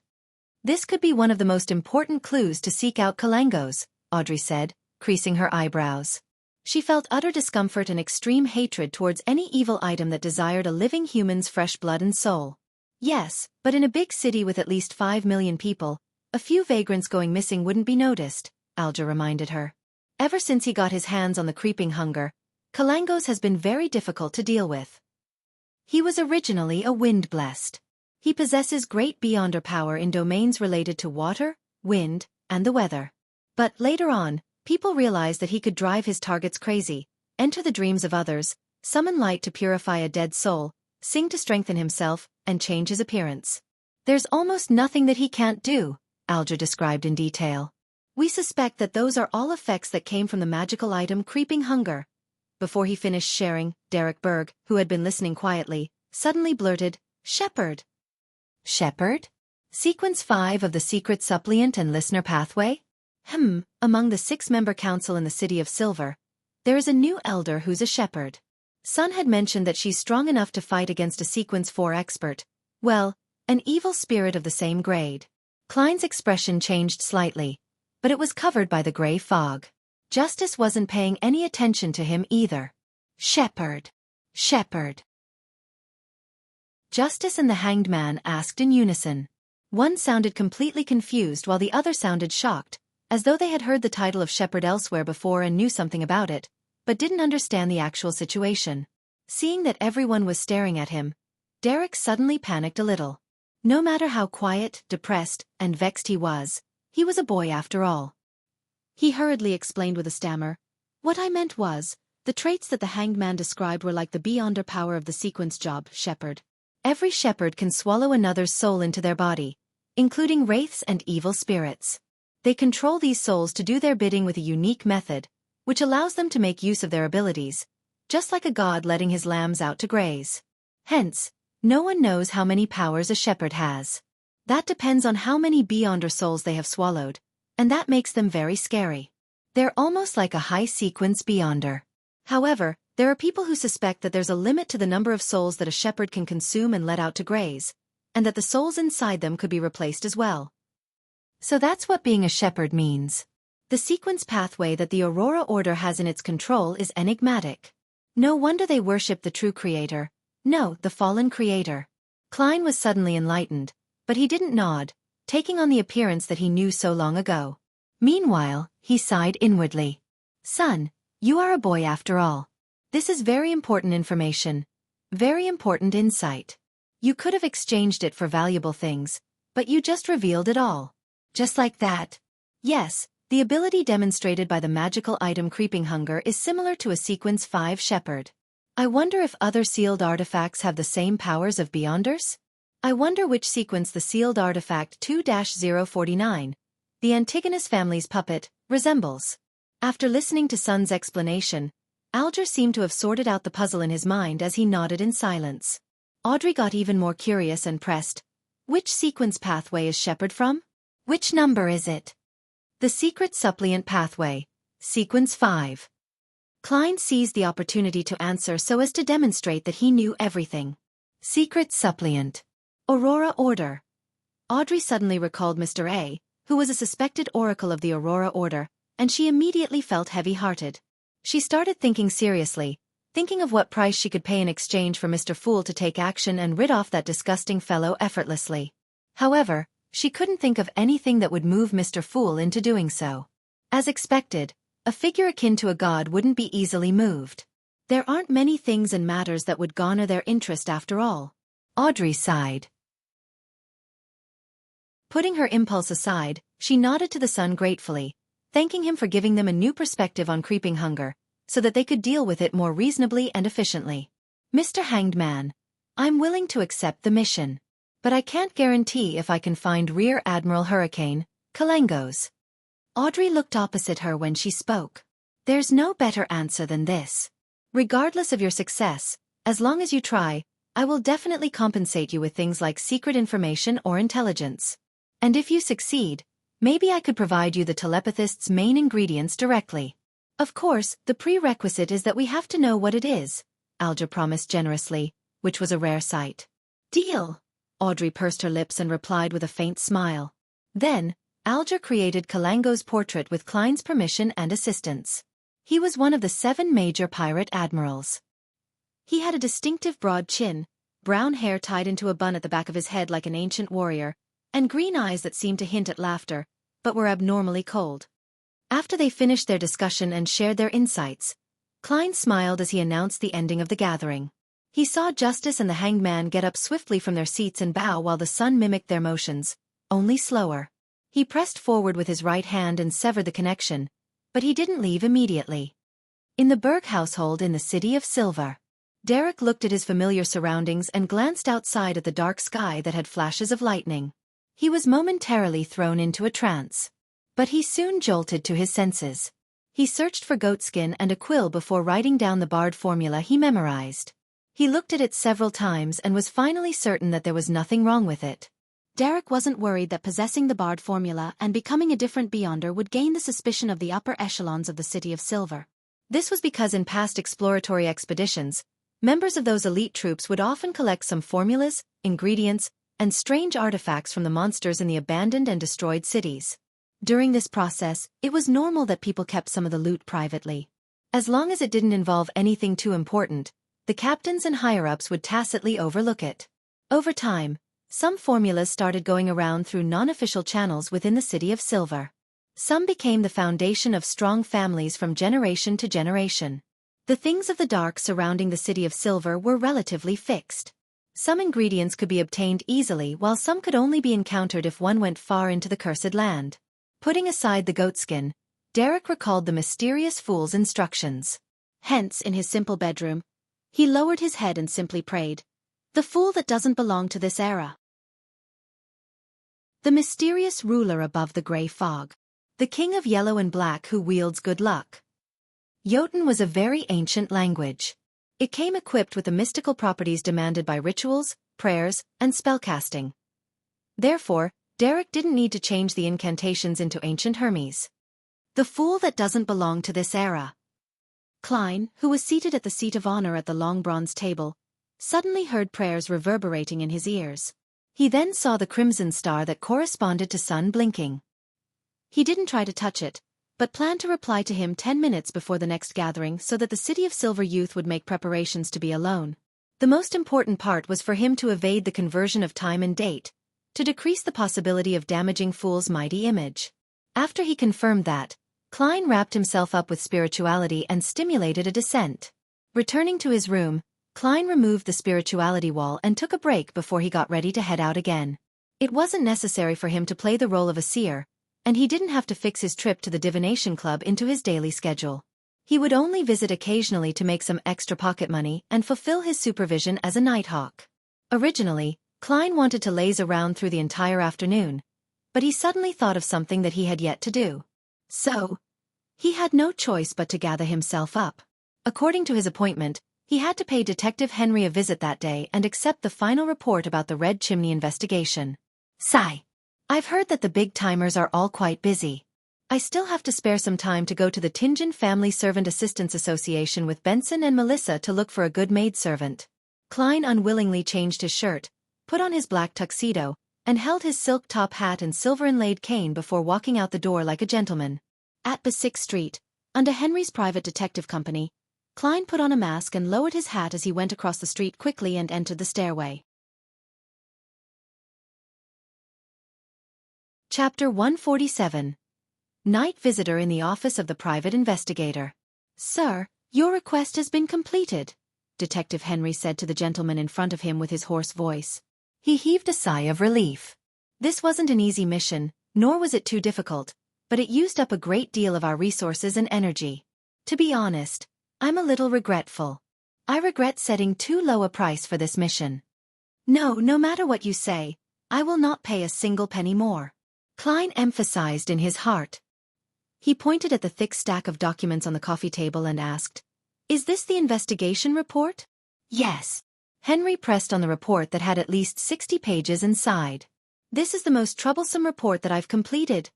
He hadn't even finished his sentence when he saw Klein hand over £4 in cash. His attention shifted to determining the authenticity of the notes. "This is the remainder of the fees." Klein held the thick stack of notes. Henry coughed. "You sure are a gentleman that keeps to his word." Sigh.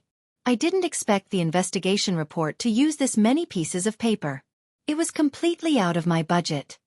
At that moment, Klein took the thick investigation report and stood up. He gave a slight bow and immediately made his way to the door with his cane in hand. Detective Henry's last sentence was left stuck in his throat.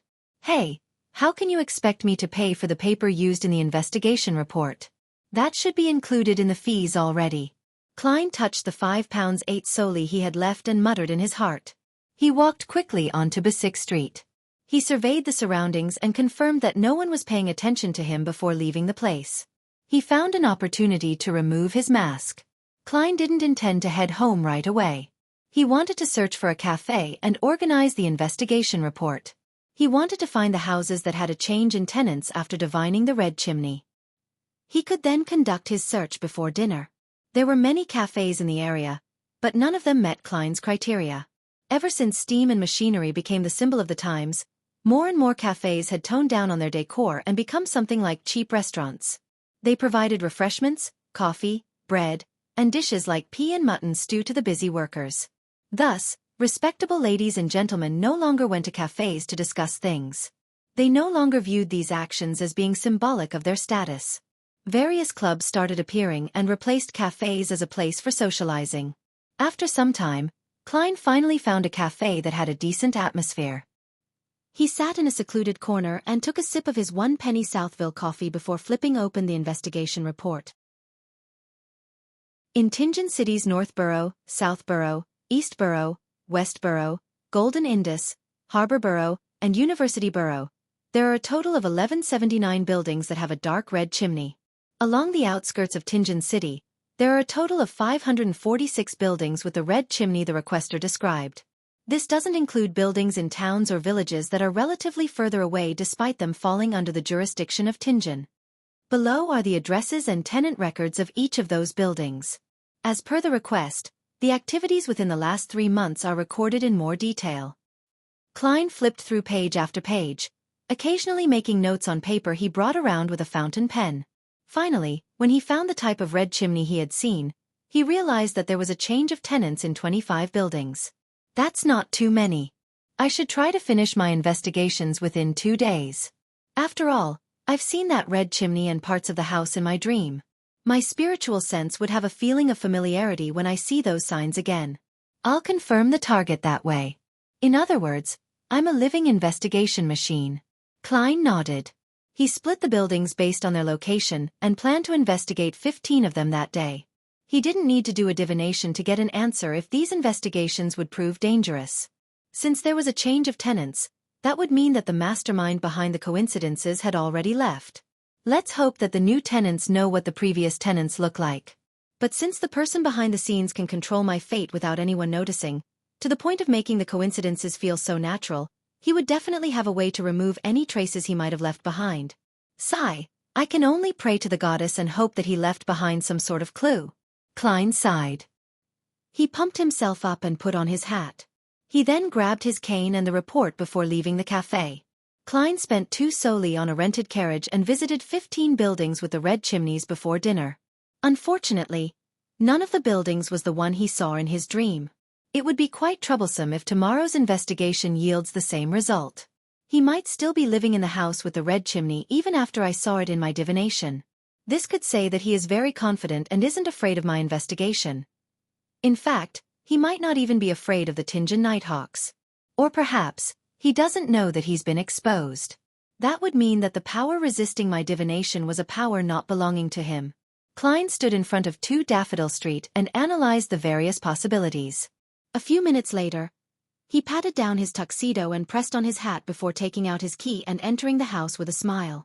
He intended to prepare stewed mutton and honey-glazed barbecue for Benson and Melissa that night. At 11 in the evening, the siblings bade each other good night and returned to their respective rooms. Klein closed the door to his room and stood before his desk. He looked outside the oriel window with the light of his gas lamp. At that moment, the streets were engulfed in darkness, with only a few street lamps illuminating the way. Stars dotted the screen that was the night sky. There were many stars, they were just not clearly visible. I wonder what Backlund is like, with its titles of the land of hope and the capital of capitals, Klein muttered to himself. He extended his hand to grab his curtain, intending to draw it. At that moment, a sinister wind blew at him without warning. The light from his lamp turned a dark green. Klein subconsciously took a few steps back. His occupational instincts made him tap his left molars twice. At the same time, he leaned toward the bed and tried to reach for his revolver under his pillow. In his vision, a face suddenly protruded from the wall above the desk and under the gas lamp. It was a translucent face without any eyes or nose. All it had was a mouth. Do not fire. The face with a mouth spoke. It can communicate? Klein already had his revolver in hand as he took aim. What do you want? He asked in a deep voice. The face chuckled. I'm Daly. Daly? Spirit Medium Daly? The Spirit Medium Daly who was sent to the Backlund diocese? Klein raised his brows in doubt. Madam Daly? I know that this method of visiting you is a little rude. I should have given you a warning so you could make the necessary preparations. But it isn't convenient for me to meet you right now, and so, I can only communicate with you using this little guy. The translucent face laughed.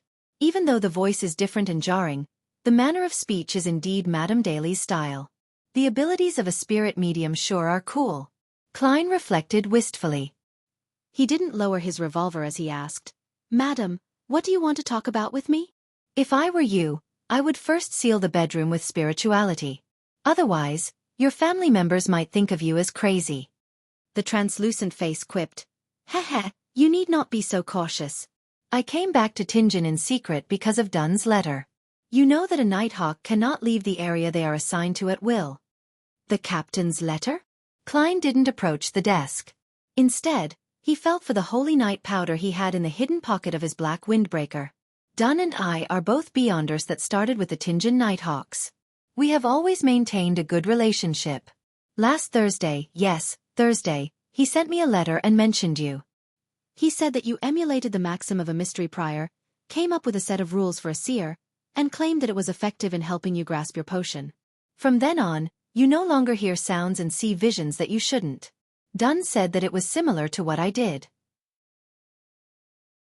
Haha, are you not going to seal the room? I personally do not mind your brother and sister misunderstanding, the translucent face said at an adequate pace. So that's the reason. She's indeed Madame Daly.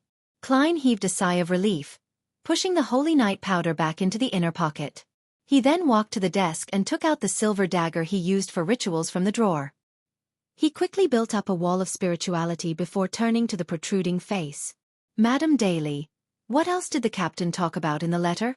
He only expressed his own confusion and said that he seemed to understand something. Yet, he couldn't describe it clearly. He hoped to get my opinion on the matter, Daly said with the help of the face without eyes. And when I read the letter this morning, I knew that you aren't as clueless as you pretend to be. Heh, Mr. Moretti, I think that you have deduced the acting method. That's the reason you came looking for me? Klein neither confirmed nor denied her statement. Daly clearly knows about the acting method. He calmly made the judgment. Daly's translucent face revealed a slight smile. Yes. I believe that we should be honest with each other. I know that you have deduced the acting method, and you also know that I grasp the acting method as well. Sigh. But what's making me unhappy is that I used nearly 2 years to understand it. Yet, you've only been a beyonder for 1.5 months. Klein fell silent for a while after hearing Daly. He then smiled honestly. That's because I have you as my role model. He wanted to say that he was standing on the shoulders of giants, but ultimately decided not to give the Emperor Roselle a chance to appear in the conversation.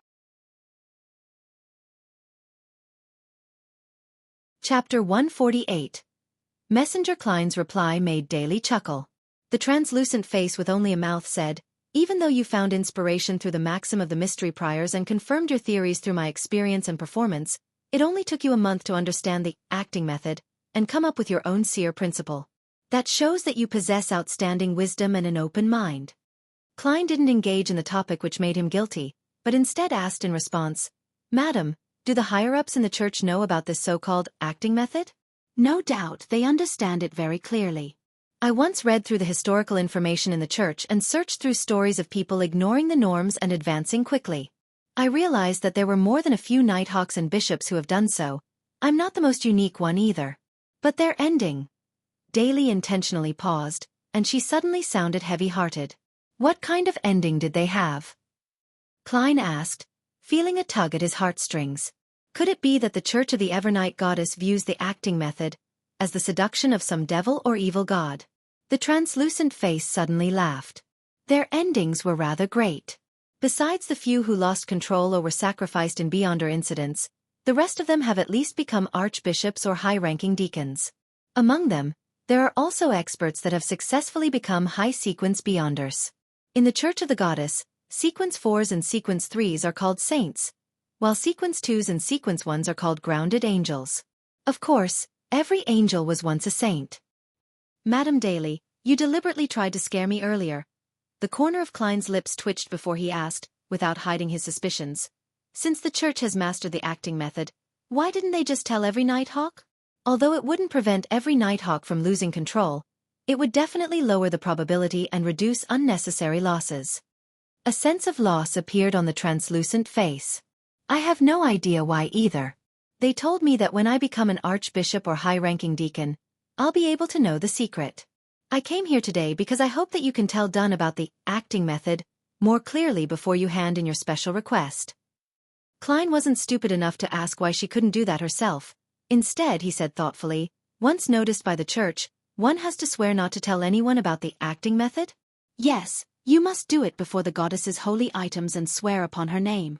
That holds enough binding force. Trust me, you definitely don't want to know the outcome of a violation. I can only talk about it with people who have mastered the acting method, like you. Your body language already gave me the answer before you replied. That's why I dared to say the term. Daly made the creepy face sigh. She paused for a moment before saying, I only faintly grasped the essence of acting back then and digested the potion very quickly. Yes, among the higher-ups in the church, using the term digesting to describe the control of the potion is very aptly worded. Anyway, before I made the pledge and found out about the acting method, I had no clear understanding of it, so I couldn't accurately explain it to Dunn and the others. I gave up at first. I never thought that I would meet you, an eccentric wonder that could clearly understand the acting method before handing in a special application. No, a genius. So that's how you see me, madam. The corner of Klein's mouth twitched before he solemnly promised. I originally intended to remind Captain about the existence of the acting method through my special application. With your explanation, I don't have to worry further. Very well, you're such a kind lad. Daly sounded relaxed. Madam, you're only about 2 to 3 years older than me. Klein inwardly pointed out the error in her words. Without him speaking any further, the translucent creepy face continued. If you have any problems or anything that you require assistance with, you can write a letter to me. Wait for me, heh. When I become an archbishop or a high-ranking deacon which allows me to understand why the church hides the acting method, I'll give you a hint whether if it's a good or bad thing.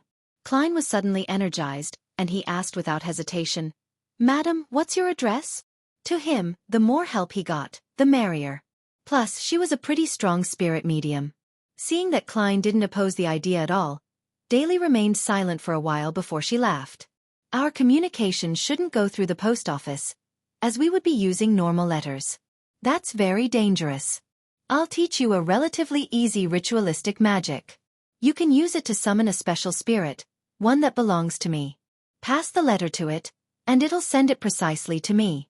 It wouldn't be faster than a telegram, but it's faster than a steam locomotive. If you were to send a message at noon, I would receive the message in Backlund that same night. Klein listened to her with his full attention. He nodded faintly. A very pragmatic ritualistic magic. Daly chuckled. The uniqueness of the ritualistic magic is to pray to yourself, obtaining power from your own spirituality, without going through a god. Hence, it's quite secretive, but it isn't very powerful.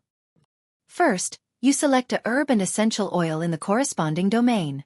This is no different than normal ritualistic magic. However, you only need the candle that represents yourself. Then, regarding the spell, there are 3 parts. The first part is I.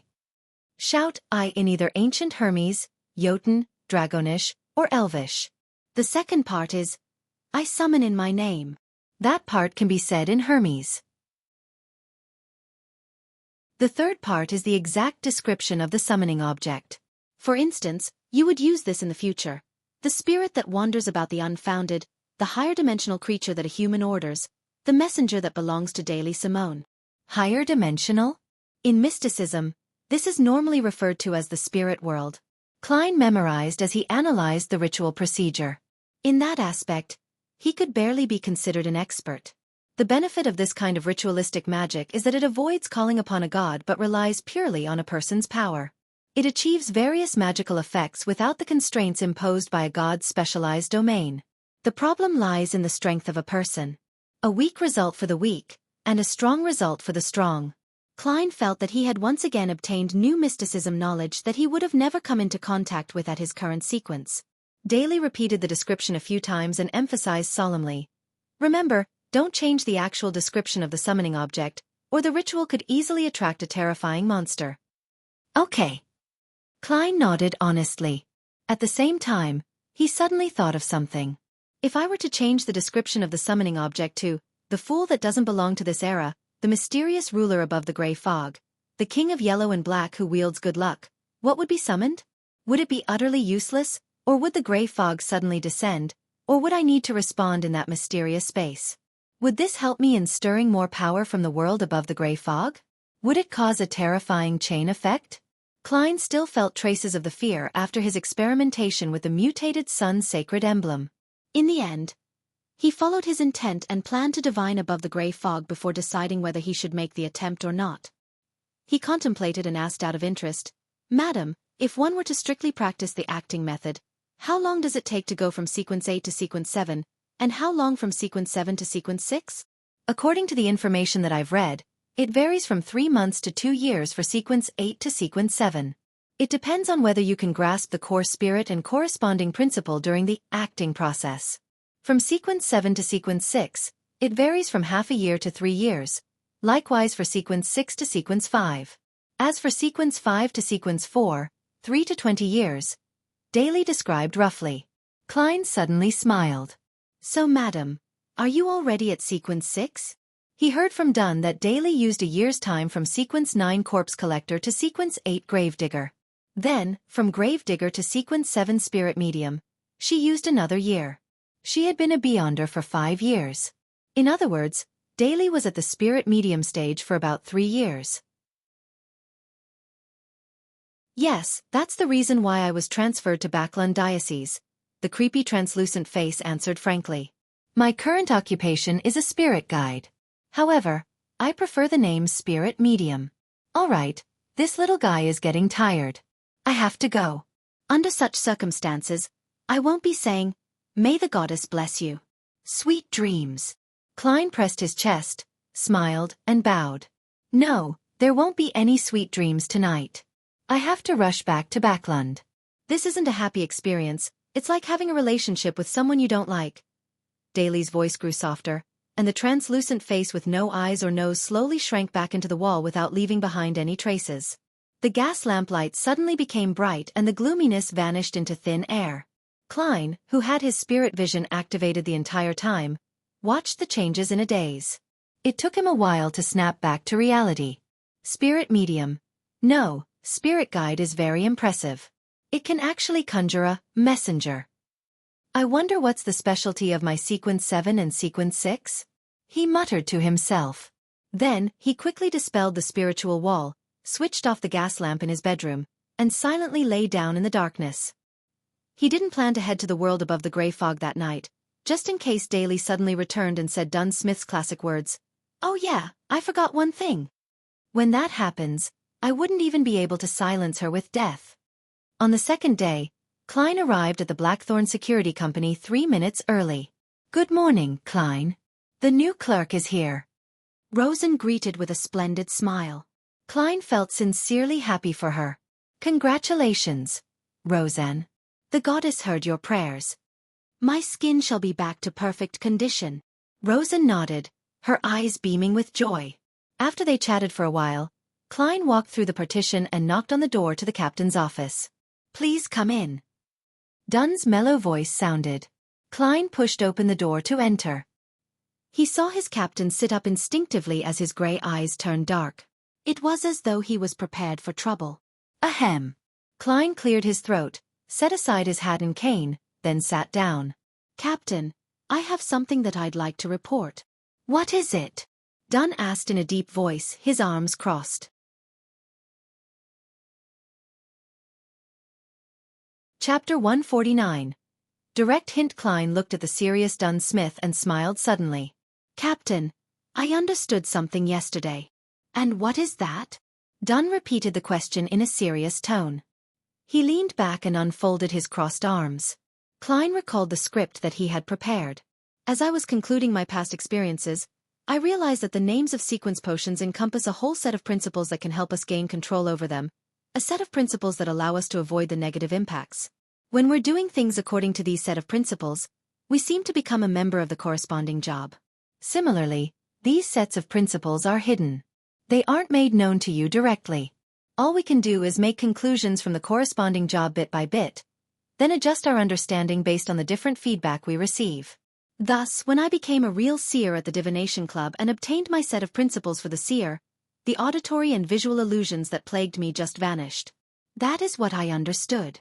After finishing his narration, Klein heaved a sigh to himself. He said everything he needed to say, other than explicitly mentioning the term acting. Sigh.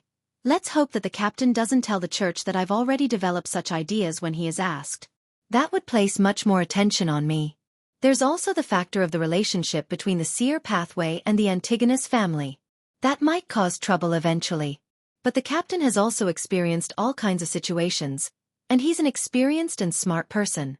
Once he understands the acting method, he'll definitely notice that the church is hiding relevant information. He'll know what he should say and what he shouldn't. Klein had many complicated thoughts. But he quickly made a decision and had a plan. If the captain was still unable to understand the acting method or sense of the cover-up by the church, then I'll tell him straight up before submitting the special application. Yes, I'll probe him first and determine what he knows. Dunn listened to Klein's description in silence, his gray eyes becoming even deeper. He was silent for nearly 20 seconds as he rubbed his temples before he picked up his pipe and took a whiff. After sniffing it, he took out a matchbox, seemingly forgetting about the rules of the Nighthawks. The white smoke billowed into the air as Dunn closed his eyes, seemingly appreciating the smell of tobacco. After a while, he opened his eyes and smiled at Klein. "I'm sorry, I forgot that you don't smoke." "Smoking is bad for your health," Klein answered in all seriousness. Dunn thought with his pipe in his hand. "I seem to have understood something too." "No, Captain, you don't understand anything. Just don't loiter in my dreams too often." Klein didn't speak and instead gave a friendly smile. "Perhaps it won't be too long before you submit the special application to me," Dunn said to Klein, half-jokingly as he took a deep puff of the mint and tobacco. "Can I submit it tomorrow?" Klein replied inwardly. He took out his pocket watch and looked at the time. "Captain, I have be at old Neil's. Today's mysticism lessons are starting soon." "All right." Dunn watched Klein leave, his pipe still in his hand. After closing the door to the captain's office, Klein made his way towards the steps leading to the basement in high spirits. He saw two strangers, a male and a female, when he walked past the clerk's office. The new clerks. Klein's mind wondered before he added inwardly, "In another 2 days, definitely within this week, I'll submit my application to captain. Then I'll pass a series of inspections and become a Sequence 8 clown." Along the silent underground passage, Klein turned to the armory and pushed the guardroom door open. "What happened to you?" Klein had a shock when he saw old Neil. Old Neil looked dispirited, his face was pale. He yawned constantly as he said, "I've been a little constipated lately. I tried ritualistic magic that can solve such problems last night. In the end, I didn't sleep well the entire night. I had to head to the bathroom multiple times, and in the end, I nearly fell asleep on the toilet bowl." "Well, the problem of constipation has been solved." Klein nearly laughed, seeing that it wasn't a serious problem. But he controlled himself. He asked, "Are you feeling better now?" At the same time, his concern made him tap his left molar twice. He used his spirit vision to observe the aura of old Neil's health. There are some darkness and impurities in the digestive system's yellow and the kidneys' orange colors, but it's nothing too serious and is within an acceptable range. Klein heaved a sigh of relief. "I'm fine now. I got some medicine for the diarrhea from Fry." Old Neil yawned like a drug addict. "Self-study for today's supernatural lesson. There's only 2 or 3 days left of content anyway." "All right," Klein responded politely. "I could help you guard the armory and study here. How about you go rest in the break room?" Old Neil immediately straightened his back, his eyes glimmering as he answered, "Lad, you surely are the kindest Nighthawk, second to Fry. I'll hand the armory over to you." He picked up the cushion he had placed on his knees and rushed out of the guardroom like a typhoon, leaving Klein the only person there, dazed. The Blackthorn Security Company accepted an extra mission in the morning. The task involved escorting a rich merchant to the harbor for a deal. Leonard and Kenley completed it easily, earning themselves some extra pay, much to the envy of Klein. He went about his day, learning about mysticism, practicing his shooting, and getting tortured by Instructor Gawain, who seemed to have been agitated by something. Huff, huff. Klein gasped for air. He only regained the ability to take a shower and change after quite some time. He continued toiling after leaving Gawain's house. He spent 2 solely on a carriage and investigated the other 10 houses with red chimneys. Klein's expression became very grave when the last house with the red chimney left his field of vision. "The house with the red chimney that I saw in my divination isn't in the list of houses with a recent change in tenants. If that's the case, this has just become troublesome. I wonder how much time I would need to investigate about 1,600 houses. Sigh. I can't ask for any help to do something like this.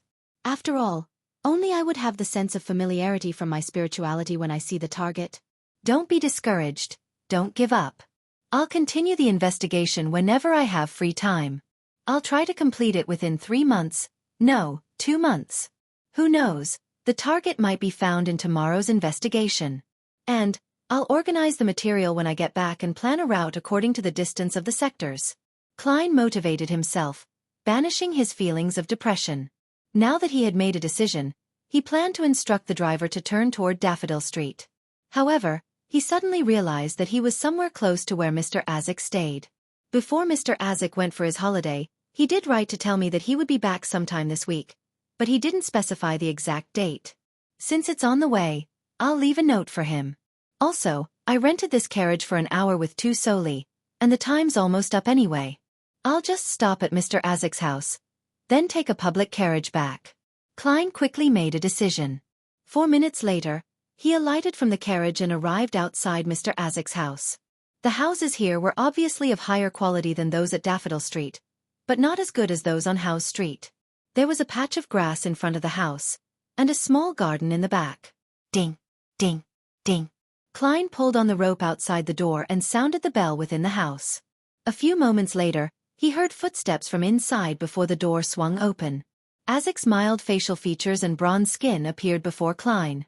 Since he was at home, he was only dressed in a simple white shirt, a brown vest, and matching pants. Klein? I was just about to write to you, Azik greeted enthusiastically. I just arrived home last night. Klein stared at the small mole near Azik's right ear. Mr. Azik, I found a clue to your past. Really? Azik instantly became excited. The sadness he had in his eyes dulled. Let's talk inside. Klein looked around. Azik quickly nodded. He moved to the side and allowed Klein entry. He locked the door and guided Klein to the living room on the first floor. They sat on the soft sofa. What clues did you find? He asked impatiently. Having not expected to meet Mr. Azik today, Klein organized his words. I received a mission recently and had to deal with a wraith in Lamud town. Lamud? Azik repeated the term softly, his eyebrows creasing. Klein observed his expression and slowed down his tone. In the process of dealing with the wraith, we discovered something and thus conducted an investigation within the town. A resident of the town was in possession of a portrait of the first Baron Lamud which he tried to sell me. I asked to view the portrait out of curiosity, and discovered that the person drawn had facial features that resembled yours, other than the hair. He even had the same mole near the ear, similar position, similar size. Under my interrogation, the man told me that the portrait was about 40 years old, but the person in the portrait definitely came from the abandoned castle. It was a replica of the ancient portrait excavated from the castle. You should know that people like us with unique abilities can more or less tell if somebody is lying. This told me that the man wasn't lying. Azik leaned forward as he listened to Klein. He crossed his arms and remained silent for a while. 5 minutes later he exhaled. Your description didn't make me recall anything. Perhaps I should visit the abandoned castle myself. Can you take me there? That would be my honor, Klein replied. But I have to head home first. I don't want my siblings to worry. No problem. Azik stood up.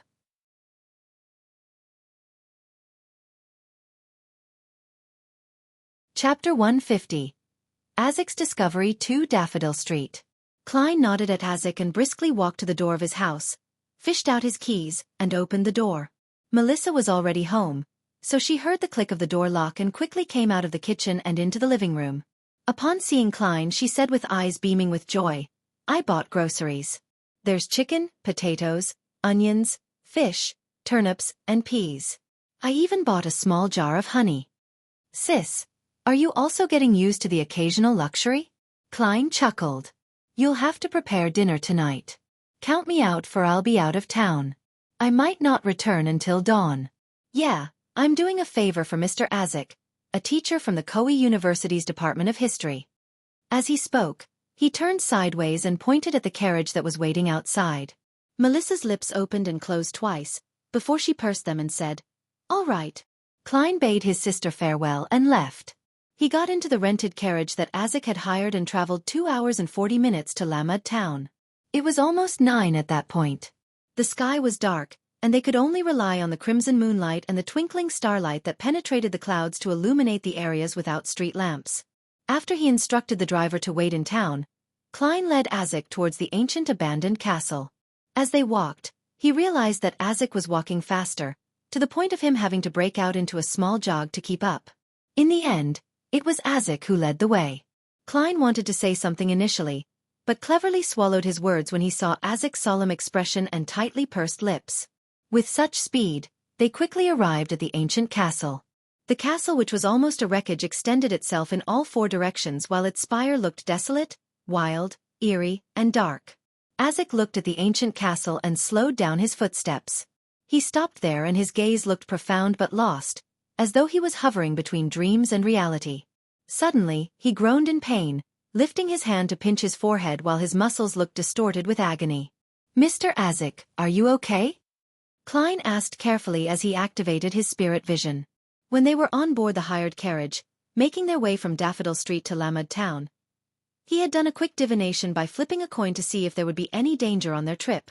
But he believed that divination wasn't all-powerful, and he kept his guard up to prevent any misinterpretation on his part. Plus, Azek was quite mysterious. No one knew about his past, and it was uncertain how he would respond if he were to be stimulated by an encounter with his past. Caution and worry had accompanied Klein throughout the trip. Azek didn't reply immediately but took another 2 steps forward with a pained expression. He relaxed the hand that was holding his forehead. He then pointed forward with a dreamy tone. "I've seen this ancient castle before in my dream. Back then, it was still complete with a robust outer wall and a high spire. I remember that there was a stable there, a water well there, and a barracks there. Over there was a garden that was used to plant potatoes and sweet potatoes. I remember there was a training field. My child, he was a boy. He was only about 7 or 8 years old, but he enjoyed running around while dragging a broadsword that was taller than him. He said that he wanted to become a knight when he grows up. My wife always complained about it being too gloomy in the castle. She liked the sunlight, the warmth." Klein looked at the color of his energy field, and what the man said made his scalp tingle. He was also slightly touched, as though he was experiencing a paranormal story himself. The ancient castle is really related to Mr. Azek. Could he really be the first-generation Baron Lamud, a transcendental creature that has lived for 1400 years? Is he a human or an evil spirit? No way. There are no such things as evil spirits running around under broad daylight and getting involved with the Nighthawks. Klein couldn't help with his thoughts and allowed them to clash against each other to ignite more ideas. Just then, Azek stopped muttering and took huge strides through the main gate. He walked all the way into the castle without Klein's guidance. He found the hidden gear with obvious familiarity, and opened the secret door to enter the basement. Gripping his cane tightly, Klein followed behind Azek. They walked down along the stairs and returned to the place where there was a coffin. Unlike the previous time, the coffin was closed and the warm and pure feeling was gone. "The coffin is closed. It must have been Fry. It's his work ethic as a corpse collector." Klein nodded thoughtfully and watched the conflicted Azek walk in front of the coffin with his spirit vision. Azek extended his hands to push the coffin lid until there was a gap. He gazed at the skeleton without a skull for a long time, and he suddenly wailed in pain and sorrow. Azek lurched backwards with heavy footsteps. He staggered and fell against the wall before Klein managed to respond. He covered his face with his hands and sat there dispirited. The surroundings suddenly became even darker. Klein quickened his pace and extended his hands, but he retracted them again, not daring to disturb the man. Just then, his spiritual perception told him that the current Mr. Azek was very scary. So scary that the basement grew gloomy and terrifying. Klein slowly moved closer to the stairs. He trusted Mr. Azek's character, but he was afraid that the man would lose control. In such an uneasy situation, he waited for a few more minutes. Then he finally saw Azek lower his hands and stand up slowly. "Mr. Azek seems to have changed. This is what my spiritual perception tell me. But in my spirit vision, his aura colors don't have any obvious changes. His emotions are in low spirits, depressed and pained as before." Klein made a quick judgment and felt that Azek had become gloomier and more imposing. "I recalled something, but it's very minor." Azek spoke with an emotionless tone. Then, he looked around and said, I sense the power that made your fate disharmonious. Huh. Klein was stunned. Pleasantly surprised, he asked in reply, "Can you trace the source? The person behind the scene who stayed in the Red Chimney House created coincidences in secret and came to Lamud's ancient castle to take away the black armored knight's head? What is he trying to do? What is his true intention? It's been too long, but I'd like to try." There seemed to be a volcano that was close to erupting within Azek's deep voice. "How?" Klein asked curiously. Azek walked before the coffin and gazed upon the skeleton inside it. "He took my child's skull. I want to find him through a blood connection." "Your child? Mr. Azek, are you sure the black armored knight is your child? So you really are an antique. You really lost your memory after such a long time? This is the price you have to pay in order to obtain such longevity?" Klein took a silent breath, feeling the odd sensation of interacting with a legendary creature. Then, Azek extended his right hand and suddenly cut his index finger with his thumbnail. A drop of fresh red blood accurately dripped onto the white skeleton. It quickly seeped into the skeleton, and the entire skeleton suddenly turned blood red. Wah, wah, wah. Klein suddenly heard the sound of a baby crying and felt that there was someone staring at him from behind. He drew his revolver and pointed behind him before turning around slowly. However, there was nothing in sight. Nothing existed behind him. Even the stairway that connected to the ground floor was gone. Wah, wah. The sound of a baby crying drilled into Klein's ears, and when he looked towards the coffin again, he was shocked to see that there were many shapeless and distorted faces rising amidst billowing black fog. Then they manifested a strange door. Creak. The illusory door opened and palish white arms extended out, one after another, but they vanished into the black fog before Azek. Through the crack that the door opened, Klein saw a white skull. It was thrown underneath a brown tree and reduced to powder as a result of the elements. Creak. Countless palish white arms were sliced off by the door that suddenly slammed shut as they fell onto the ground. Then, Klein heard a long sigh, Mr. Azek's heavy sigh. A sigh that seemed to have a rich history behind it. Along with the sigh, the black fog dispersed and the sound of a baby crying ceased. Everything returned to its original state, except for the accentuated chill. Klein clenched his chattering teeth and looked into the coffin. He saw that the red skeleton had returned to its original, crystal-clear white. "I'm sorry.